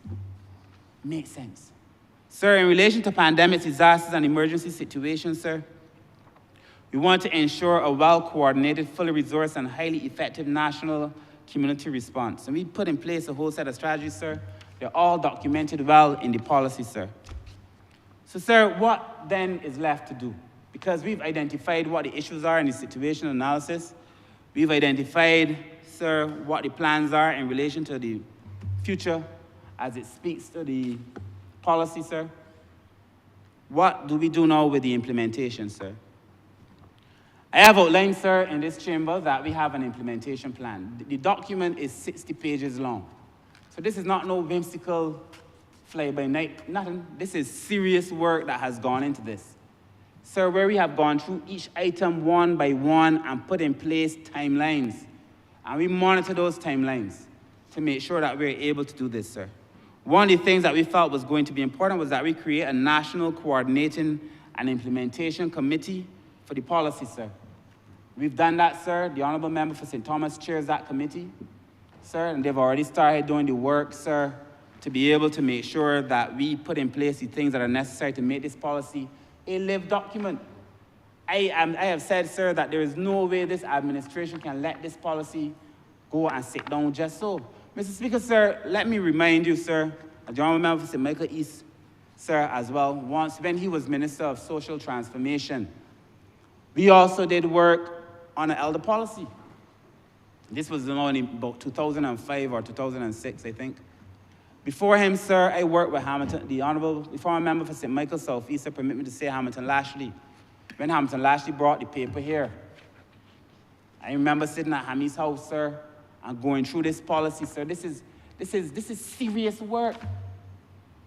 And then when the honourable member, the former member for St. Michael South East brought that work here, sir, at the time, that would have been almost 20 years ago, saying then this is potentially what is going to happen. Allowing, sir, between 2008 and 18, sir, not much, truth be told, in relation to what we did for the elderly, sir. Sir, in phase 2, we will establish more specific subcommittees to monitor different components of the work, sir. You break it down into smaller, bite-sized pieces. They say the best way to eat an elephant is bit by bit. Break it down into smaller pieces. That's what we're doing, sir. We're then going to set our specific policy areas, sir, per year. This is what I want to achieve by the end of this year. This is what I want to achieve by the end of the month. The good thing about marking this way, sir, is that you can go back quickly and see whether you're on target or not. You know, you don't have a whole policy, which is what the problem, I think, with the last policy, is that you had created a policy, but then you didn't break it down into bite-sized chunks. So then you don't go back and say, you know, I want to do my policy. No, this component of the policy by this time, that component by that time, sir. That is what we're doing. We've broken it down, sir, into component parts. And then we're going to finalize it and put it into operationalization, sir. Sir, so to this end, we've set up the committee, sir. We've already started doing a lot of work on the National Literacy Program. We're working with the Ministry of Health, sir, on a number of programs, sir, because the two ministries are going to be tied at the hip. As I said in my beginning, there is no way that improving the lives of the elderly can be a work only for the Ministry of People Empowerment. It is a work for the Ministry of Housing, Agriculture, Sports, the minister responsible for crime reduction, education, transport, business. This is a work for everybody, Mr. Speaker, sir. And that is why we're going to set up these coordinating committees, sir. That is why we're going to be making sure that we report often, sir, to the country about the results that we are working on and hoping to have, sir. Sir, some other things that we're doing in the ministry, sir, I won't go through all of the list of things here, sir, but I suspect that I'll have another occasion as I wrap up, if I need to, when that time comes, to be able to address some of these things, sir, or when I bring back the legislation in a few months. Sir, I think that the work with the NGO sector, my work with BARP and the Seroptimists, and the work with the Homeless and Vagrant Society and other places, sir, is going to be the thing that makes a difference, sir, to allow us to have partners to drive most of the work, sir. And the thing that I appreciate about the ministry's partners is that they report. We don't have a lot of difficulty chasing down people trying to get reports, sir. They report to make sure that if I give you $10 to do these 5 things, you report on the 5 things and the $10 and how you spent it, sir.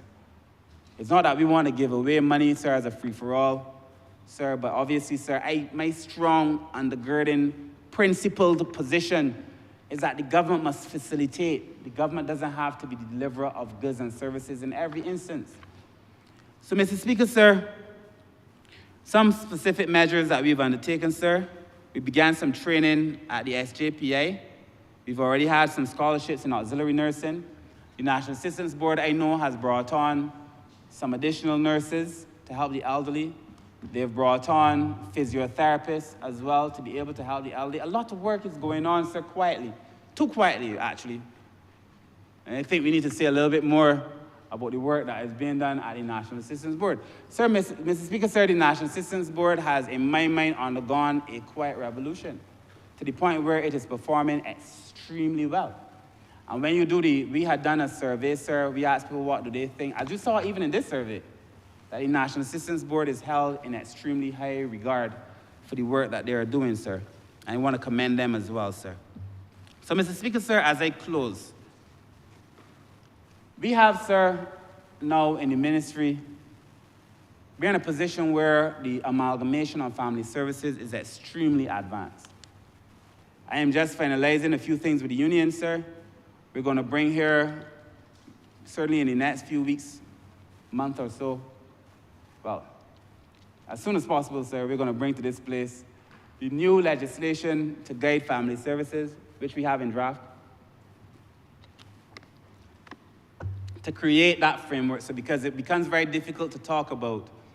It becomes very difficult to talk about the elderly policy, sir, the elderly legislation, even the child protection policy, or legislation outside of the context of an amalgamation, where the amalgamation will be the overall body that guides that work.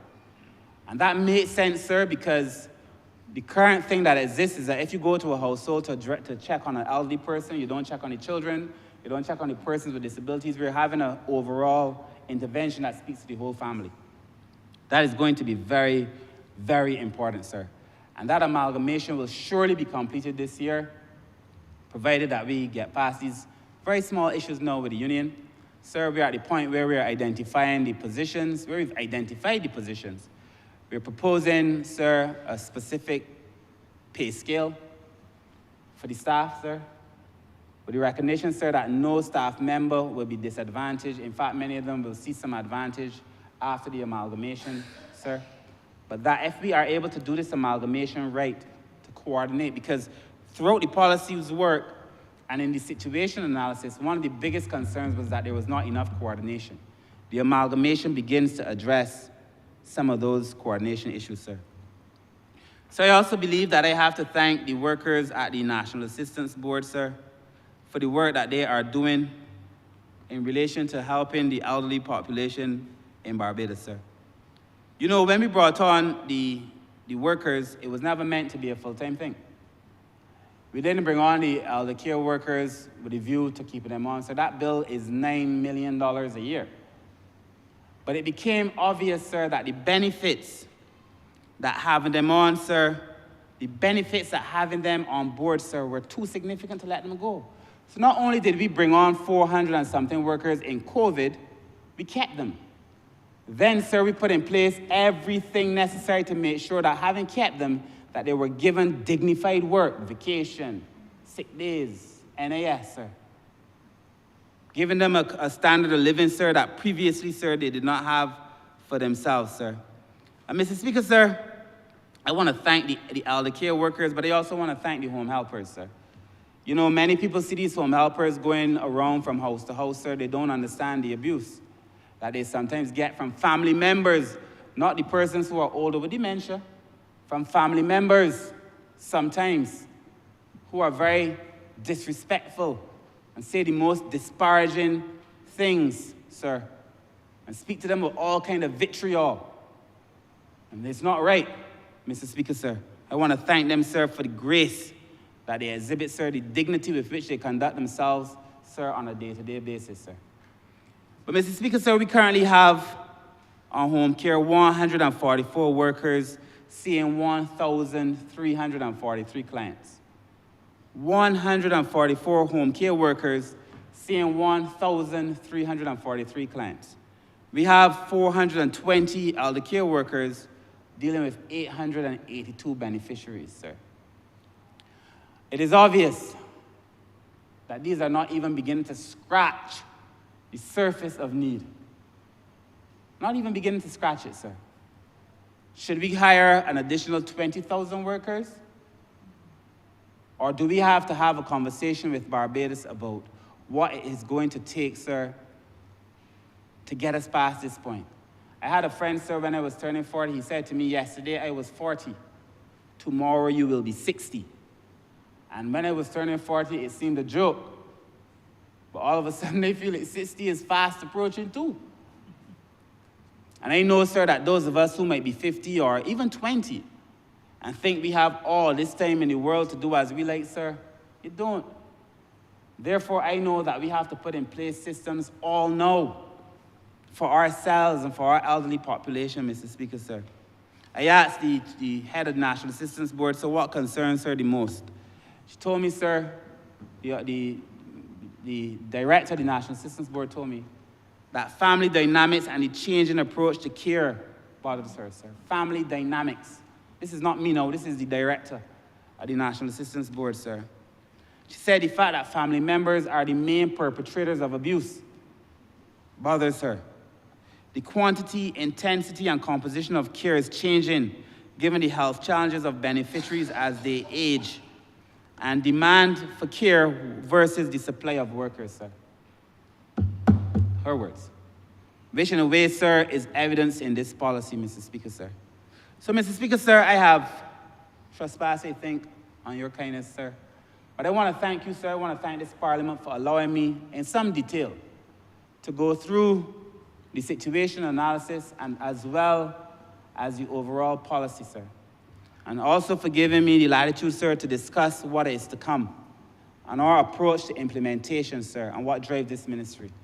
I want to end, as I began, sir, by thanking all of our partners, because we would not be here without the support of the many people, sir, who have supported us, some, sir, in nice words and some in not so nice words, but support nonetheless. Because this is not about me, it is not about anybody in this room, sir. This is about creating a better life for all of our people, specifically, sir, as it relates to the elderly, sir. So, Mr. Speaker, sir, with those very few words, very, very few words, Mr. Speaker, sir, that summarizes, in essence, what this resolution is about, sir.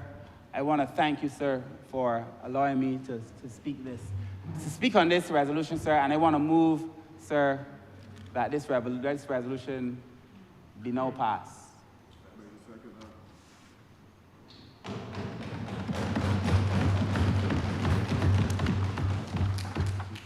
Honourable member for Christ yourself. I'm obliged to you, Your Honor, and good morning to all colleagues. Your Honor, I would want to begin in an even shorter presentation than that of the Honourable Member for St. Michael South, and to begin by asking your permission to express condolences and to pay tribute to the mother of a former member of this staff of Parliament. The mother of Greg Small died a few hours ago. Her name is Elrita Clark, and it would be of some interest to the Honourable Member for St. James Central to hear that she is of Fix Village, St. James, and even of greater contribution to his constituency and to the country of Barbados is the fact that she lived for 98 years, and that's a long time. She has been the mother of 7 children. One may be known to Barbadians, Peter Clark, who died many years ago, and he was the falsetto voice in Joseph Niles and the Consolers. Her son Sam lives in New York, and as I said, her daughter Greg Small recently left this Parliament on retirement. So that she belongs to that generation of Barbadians. I know it sounds like a cliche, but it really is not. I say this in the sense that it does have great meaning, that they are the ones who made this country, who shaped this country into what it has been and what we hope it can remain. So I want to express, with the time that you give me, Your Honor, condolences to all of her children alive, and merely to do what we normally do on an occasion like this when someone at the age of 98 has left us. We go to 2 Timothy 4:7. I fought a good fight. I have finished my course. I have kept the faith. And what better tribute to a 98-year-old than is 2 Timothy 4:7, that she fought the good fight. She finished her course and she kept the faith. So my condolences to the Clark family of Fix Village, and to the and Prospect, thank you, and to the Honourable Member for St. James Central, who I know will honour the occasion when it shall come. And if he does not hear, I will certainly tell him. I would have arrived here late because I was spending a little time with the other end of humanity, and I know the presentation this morning has been on the aging, the matter of the aging. Of course, before one becomes the elderly, one is a child, and so I spent some time visiting a day camp that I host every year at my constituency office and its facilities. That is not only an office, that is a community activity center, as they call it. And at the other end of the spectrum of humanity are these little children who were present there. And I went and I just had a talk with them as to their responsibilities and our responsibilities towards them as children. The question of citizenship, they must have a sense of citizenship which involves a sense of belonging. And there's a Caribbean country, the constitution of which describes the citizens or those who are born there as belongers. And I'm always very curious about that nomenclature. You belong, which tells you, on the other hand, that sometimes that you don't belong. So we teach our children this concept of citizenship, which involves having a sense of belonging to the country in which you live. You tell them about a sense of responsibility. And of course, most importantly these days, you tell them about a sense of morality.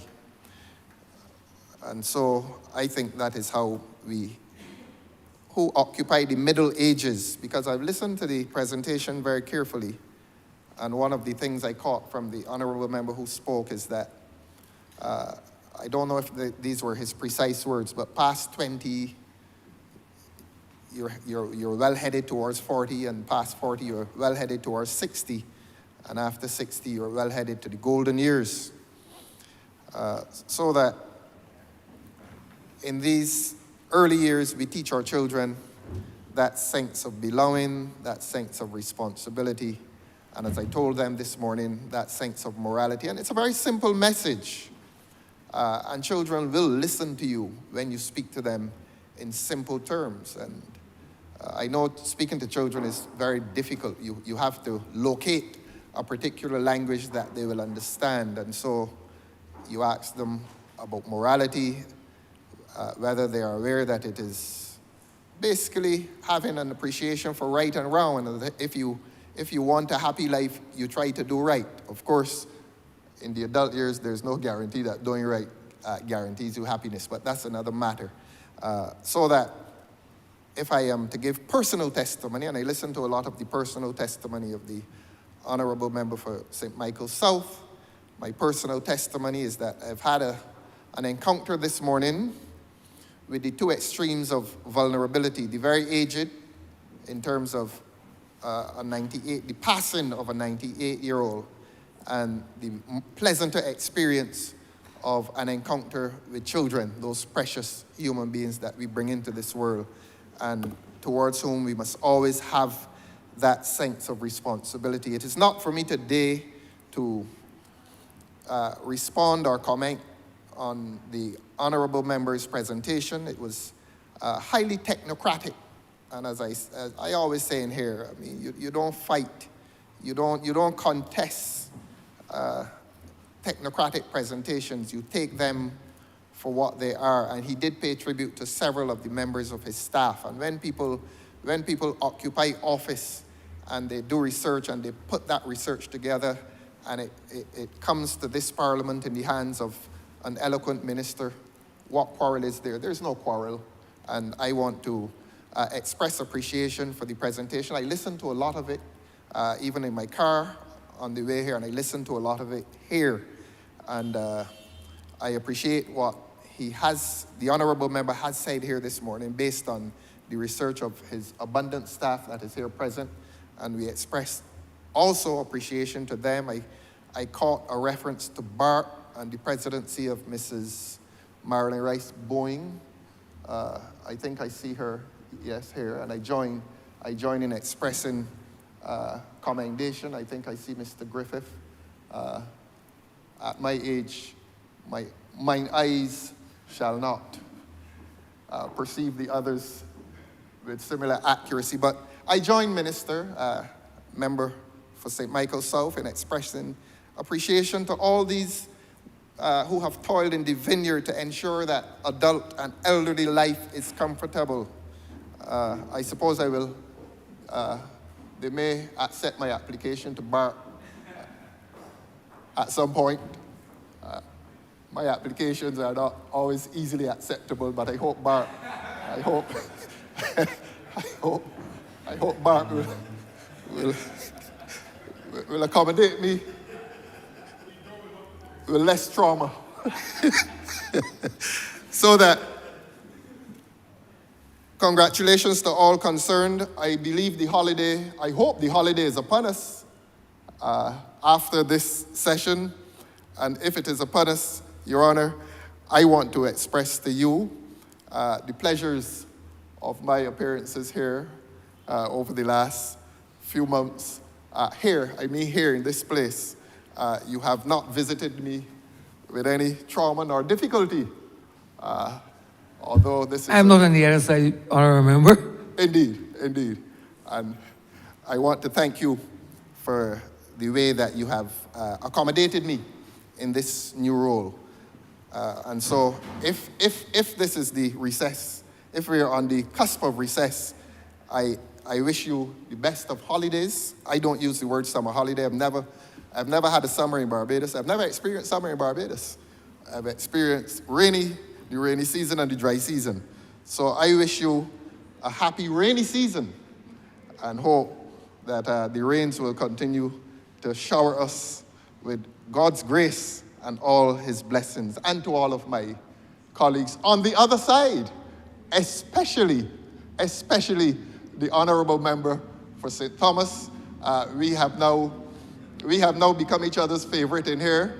It was unplanned, but it is something that I enjoy. I see that she has obeyed the edict to wear her national colors today, and I wouldn't want to commend her for obeying the edict to wear her national colors, because if I do that, I might have to expose that the Honourable Member for Christchurch West has disobeyed the edict, and he and I have Let me stop there, sir. I wish you a happy rainy season. I'm obliged to you, sir. Honourable Member St. James Central. Mr. Speaker, sir, I would want also to offer a very brief contribution to this very important matter. I think, Mr. Speaker, sir, that the Honourable Member who piloted this bill did so in a very succinct way and made a number of important and telling points. Of course, followed by my friend for Christchurch South. And I am indebted to him for drawing to the attention of the House the very recent passing of the mother of a lady who would have served this place long and well. Now, Mr. Speaker, sir, going back to the substance of the bill, I think that healthy and active aging is at the core of what we are struggling to achieve here in Barbados. And the Honourable Member who piloted the bill did not use these words, but he cautioned against, effectively, a piecemeal approach to the question of aging in Barbados. And I think that the country has now, without, and this is the usefulness in the Honourable Member for Christchurch South's contribution, without any fear of political rancor and division, artificial political division. Because all of we can get old, let us be frank about it.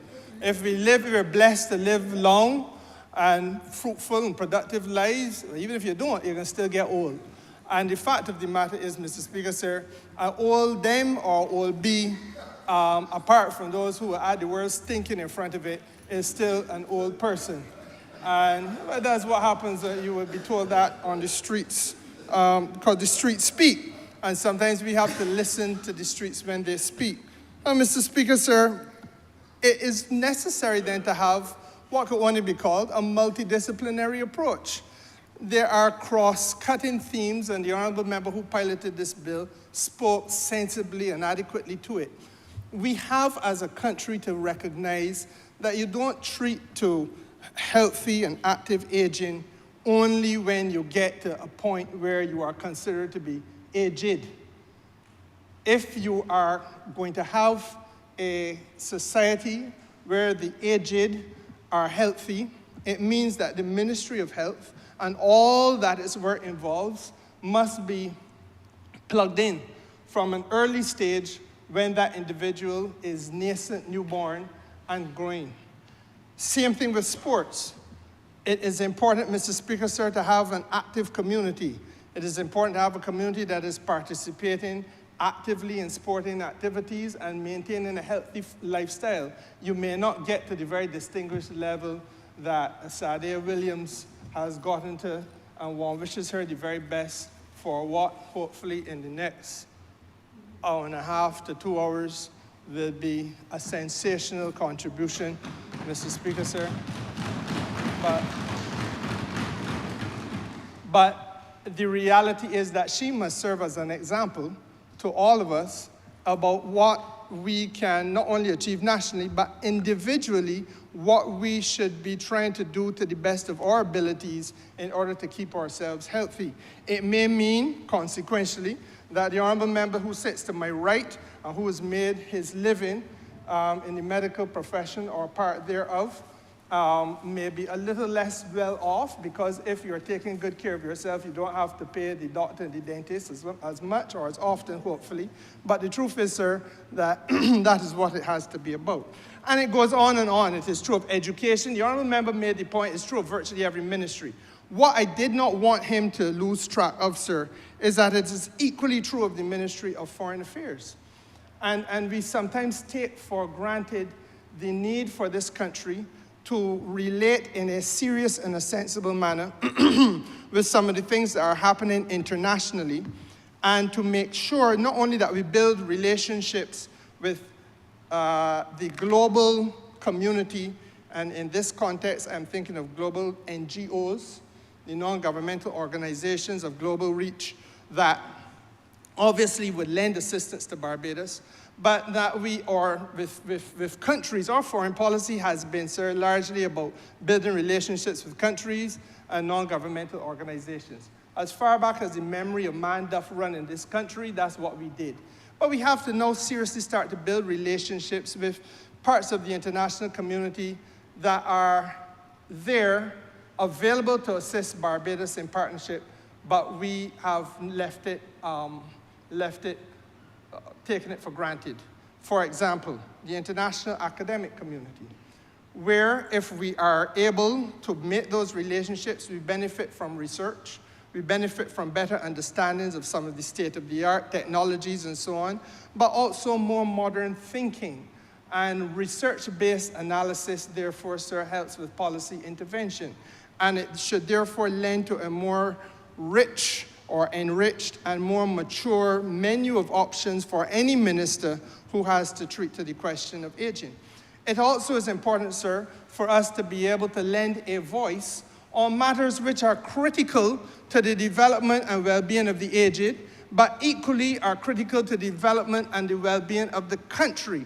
Now, if we look across the water towards our friends in North America, for example, and I'm mindful of the fact that there is an electoral exercise taking place over there, and I don't want to get involved in anybody's internal domestic affairs. But the issue, or one of the issues, which are rich in the United States today, is this question of diversity, equity, and inclusion. It is very relevant to the well-being of the elderly in Barbados. And we can't have an elderly community in which we don't accept, or a country in which our elderly are not part of the conversation when we're speaking about diversity. We are talking about embracing differences of everyone. It's a very simple word. And everyone must include, sir, irrespective of race, irrespective of one's age, irrespective of one's physical abilities, irrespective of one's religion, irrespective of one's gender, and though there are those who will curse me for saying it, sexual orientation as well. As well. Because you don't get to pick and choose on this question of diversity. It ain't good to have a clear conscience and a clear scope of saying you're embracing people irrespective of race, but then it suits you to pick and choose on other things. It's a conversation that Barbados, as a mature country, must have. And it is happening across the water. And we fool ourselves if we do not recognize as well it is happening on the continent of Europe. We fool ourselves as well if we do not recognize it is happening across Latin America. And the day will come when we are going to have to confront this manfully as adults and have the maturity of conversation. Now, if we're going to have a conversation about aging, then, Mr. Speaker, sir, we have to recognize that in the context of diversity and equity, that is simply treating people fairly. You're talking diversity, equity, and inclusion. That's the language used in the United States. But what really are they saying? Are they not saying that the elderly should be given an opportunity, if you are sufficiently able-bodied, sufficiently strong of mind, and have the inclination, because everybody may not have it, that if you wanted to be in the workplace at age 70, providing a consultancy, or if you are at 75, Mr. Speaker, sir, decide that self-employment is your thing, even though you're entitled to put up your foot and relax as a pensioner, but that at 75, you really feel that you should be doing something else because you feel it is productive and helpful to the country, that you should be accepted as part of a workforce, even if you are saying it is self-employment. But that is not a conversation we're having in Barbados, and I submit, sir, it is not something that we are encouraging in Barbados to be part of the conversation. Yet, surprise of all surprises, we will pack up a valise and head to Grantley Adams International Airport, as my friend signals his intention to do for his summer vacation. He winters in Barbados, but he summers overseas, he just said.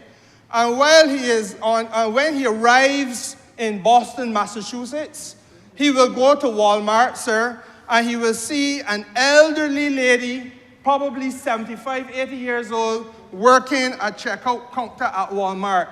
And it does not dawn on my friend, the Honourable Member for Christchurch South, to say, but this is a good thing.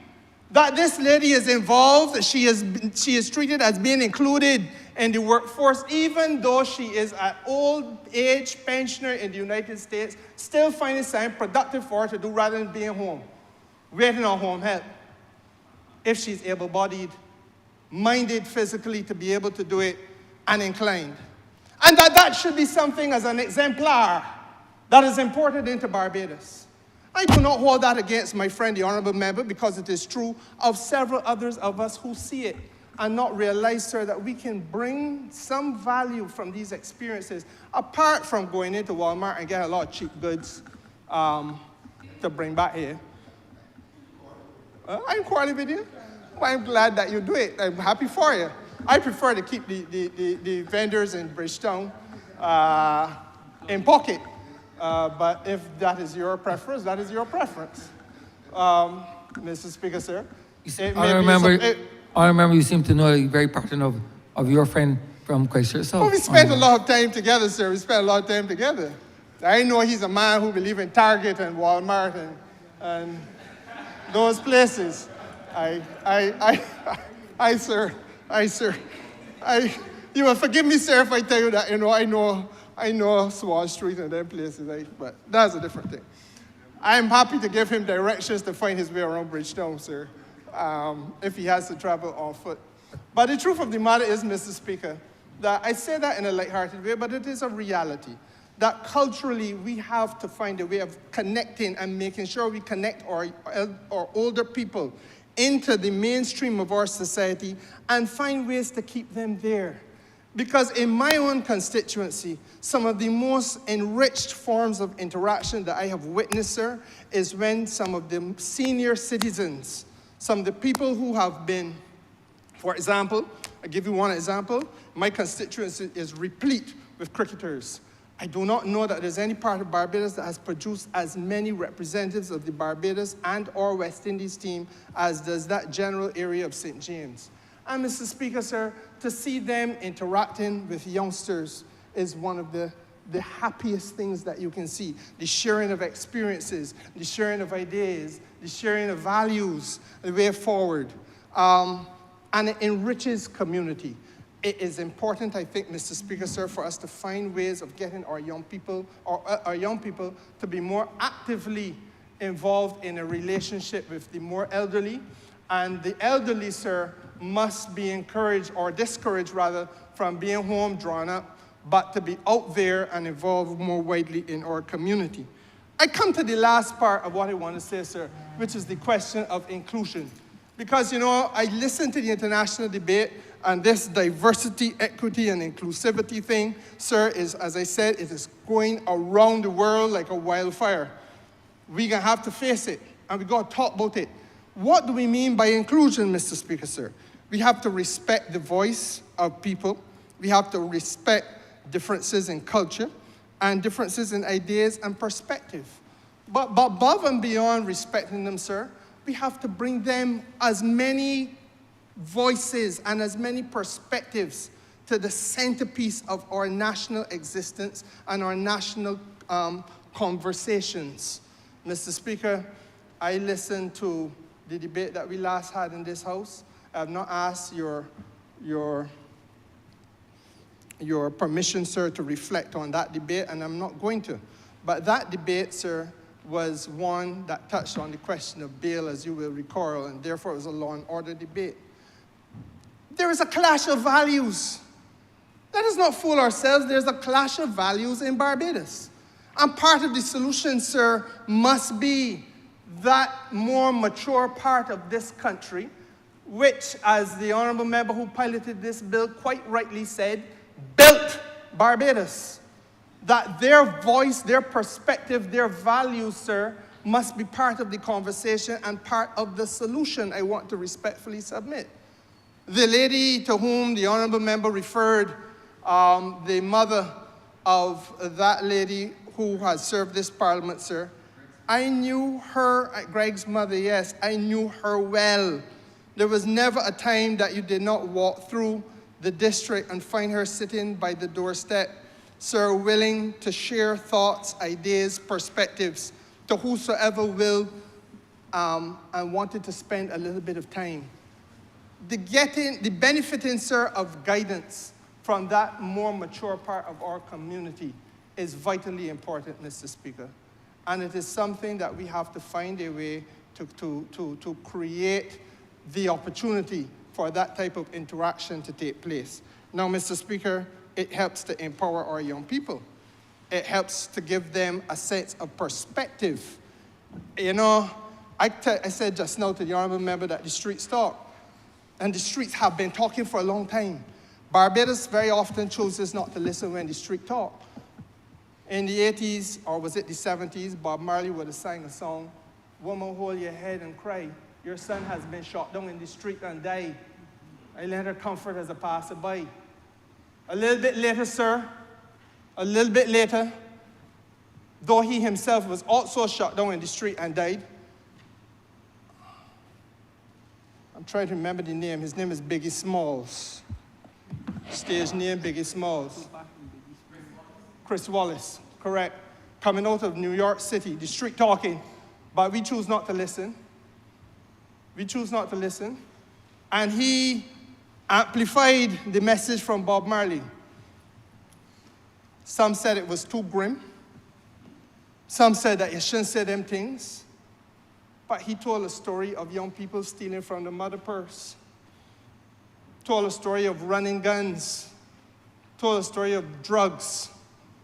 Told a story, Mr. Speaker, sir, of mothers who had come to a stage where they were so frustrated and fed up with the children that they had given birth to boy children that, as he puts it in his song, this is the member for St. James Central, as he puts it in his song, and the song named the same thing that Bob Marley's song named, that those children should have been an abortion. The streets talking. And when you get that level of gravity, Mr. Speaker, it is important to be able to listen to what is being communicated. That there is a loss of value socially. And the gulf that we see between the values that your grandmother and grandfather had, my grandmother and grandfather, all of us in here, grandparents had, sir, and that which we witness in Barbados today, that gulf of value did not begin this morning or yesterday morning or last year or 2 years ago, sir. This has been a product of the passage of time and a change of perspective born out of experiences, many of which are thrust upon these societies by the all-powerful media coming out of the United States of America, and against which we are not entirely powerless, but against which we must be committed to turn a face like flint and to confront with an effort to preserve that which we know is good, noble, and true and desirable. But what we have chosen to do instead is to encourage more of that and less of that which we know is good, noble, true, and desirable. And our television stations become satellites, repeater stations of the filth that comes from North American quarters. Mr. Speaker, sir, our radio stations become satellites of the nonsense that they produce. Mr. Speaker, sir, our culture becomes warped by the impact of that. And when the honourable member who piloted this bill says that there has to be a holistic approach to aging, sir, he is 100% right, because in order for us to have an elderly society 50 years from now, when those young men who are 20 today become 70 and have to pass on something to their grandchildren, Mr. Speaker, the investment in the Barbados that we will want to exist then has to begin from now. And it must be an investment that takes into account the health considerations, the education considerations, the cultural considerations, Mr. Speaker, and you go on and on and on and on. Now, I did not come here to give a lecture on that, but I do believe that we cannot have a conversation of this nature without understanding and respecting the diversity of our society. And the debate that is taking place globally on this matter, sir, of diversity, equity, and inclusion is a critical one. It is being resisted by conservatives all around Europe, North America, and Latin America, and in Africa. Resisted, Mr. Speaker, because it is about allowing those things that are extremely harmful to our young people, those things that will maintain prejudice in our societies, those things that will continue to make sure that there are barriers raised against equality of opportunity for people and for countries. It don't end with people, and for the countries they come from. It ain't an accident that it happens and it is supported by people who will look at Barbados or look at Haiti and say that it is a SHIT whole country. It ain't an accident that it would happen. It is a consistency. And it is important, Mr. Speaker, that the conversation be had. Because without the conversation, we can be lulled into a false sense of security and complacency, that all is well, and we ain't see the ripple hit our shores yet. And Mr. Speaker, sir, it isn't a ripple. It is really a wave that is coming our way. And we got to stand for something, or we fall for anything. And in this particular context, sir, I use this debate as an opportunity, and I will seek out many more to draw to the attention of this country the importance of our voice internationally and the relationships we build internationally, especially when we are talking, sir, about the question of inclusion, about the question of acceptance of those things and those values, those perspectives and those ideals that we hold dear. And Mr. Speaker, sir, the treatment of countries, especially micro-states like ours, the treatment of small island developing states, and the treatment of the people who come from those states with equality and with a measure of dignity and decency. And if you get it right at the human level within our boundaries, sir, it is easy for us to do it transnationally and across the world. With those few words, Mr. Speaker, sir, I lend my support to this bill, and I compliment yet again the honourable member who piloted it. I am obliged to you.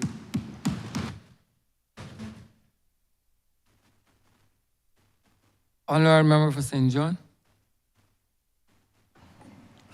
Thank you, Mr. Speaker. I too want to lend my support to this bill. Ever so often, when I come to this place, there are initiatives that will benefit the people of St. John. And I want to say that only last week, I was in the home of a young lady, Miss Eugene Miller, who turned 100 years old. And a lot of the things that the honourable member for St. Michael's South mentioned was evident.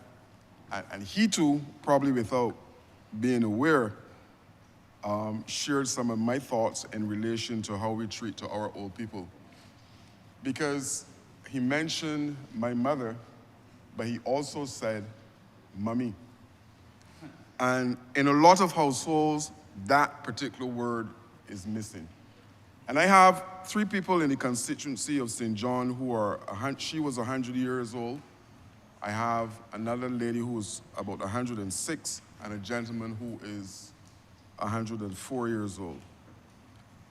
And in every single case, when I visited the household, it was not so much a case that these elderly folks were living a good life and that they were glowing, but the family that was within the household clearly was supporting them 110%, and hence the glow that I saw coming from those individuals within the constituency.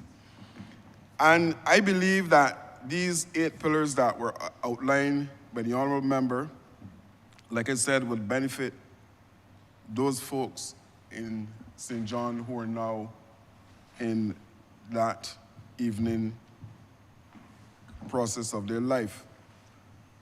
Mr. Speaker, I am of the firm belief that some people in Barbados were not born.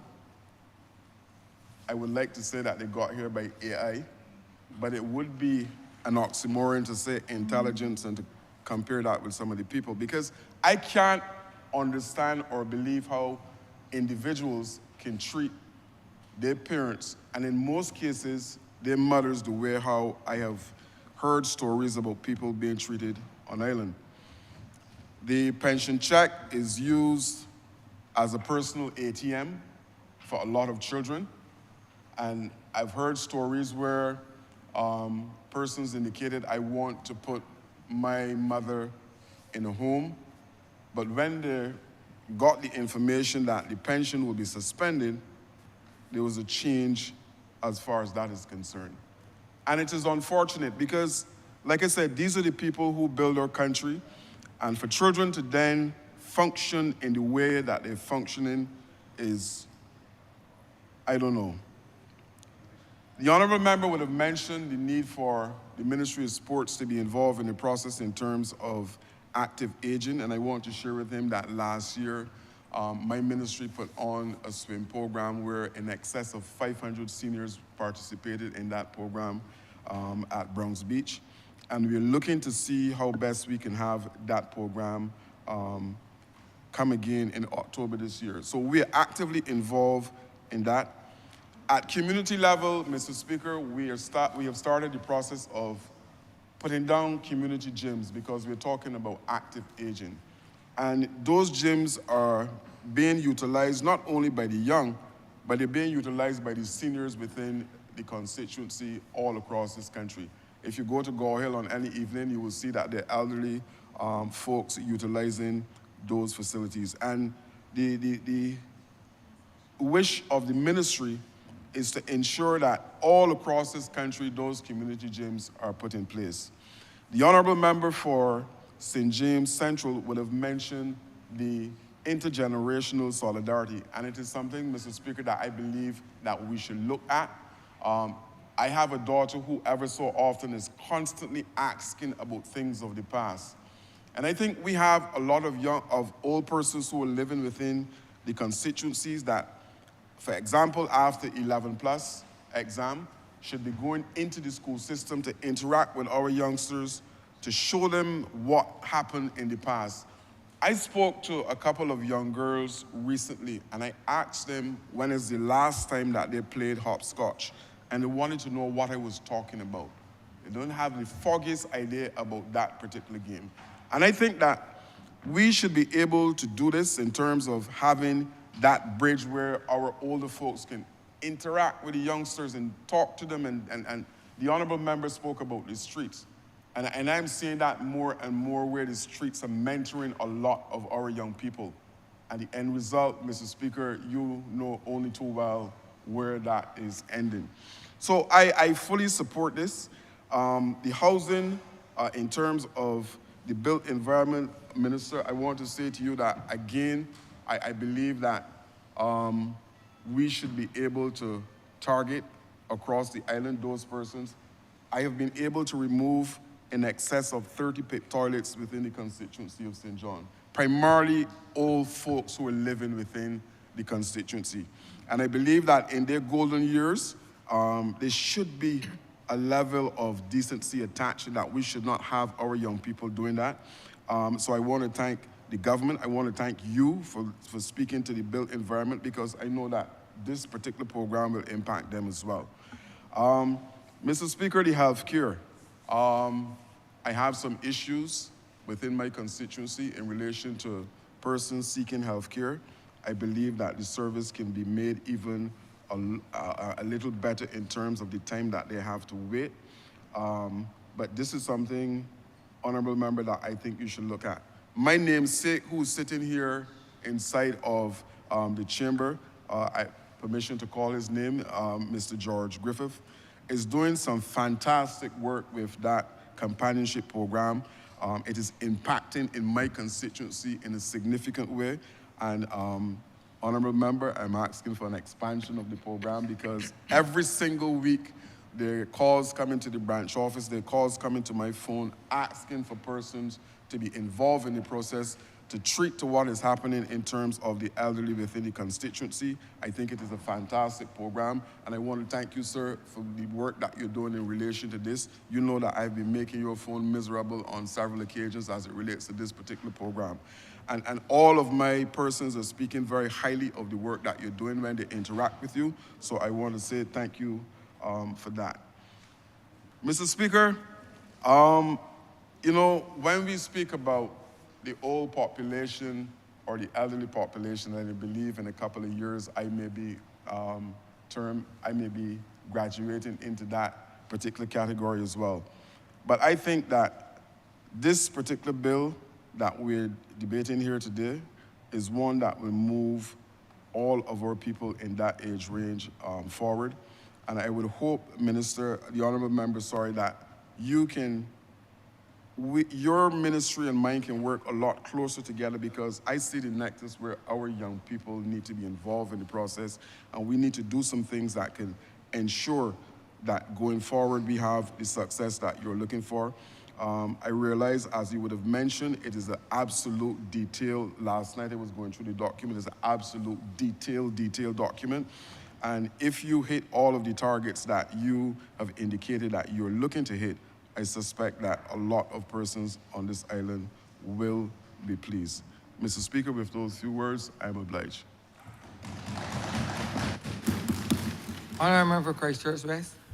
Thank you very much, Mr. Speaker. I'd ask that we now break for lunch.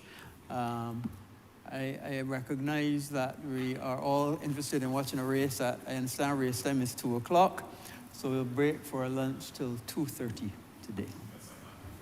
The question is that this Honourable Chairman be suspended until 2:30 p.m. All those honourable members in favour, please say aye. Those against, please say no. Me think the ayes have it.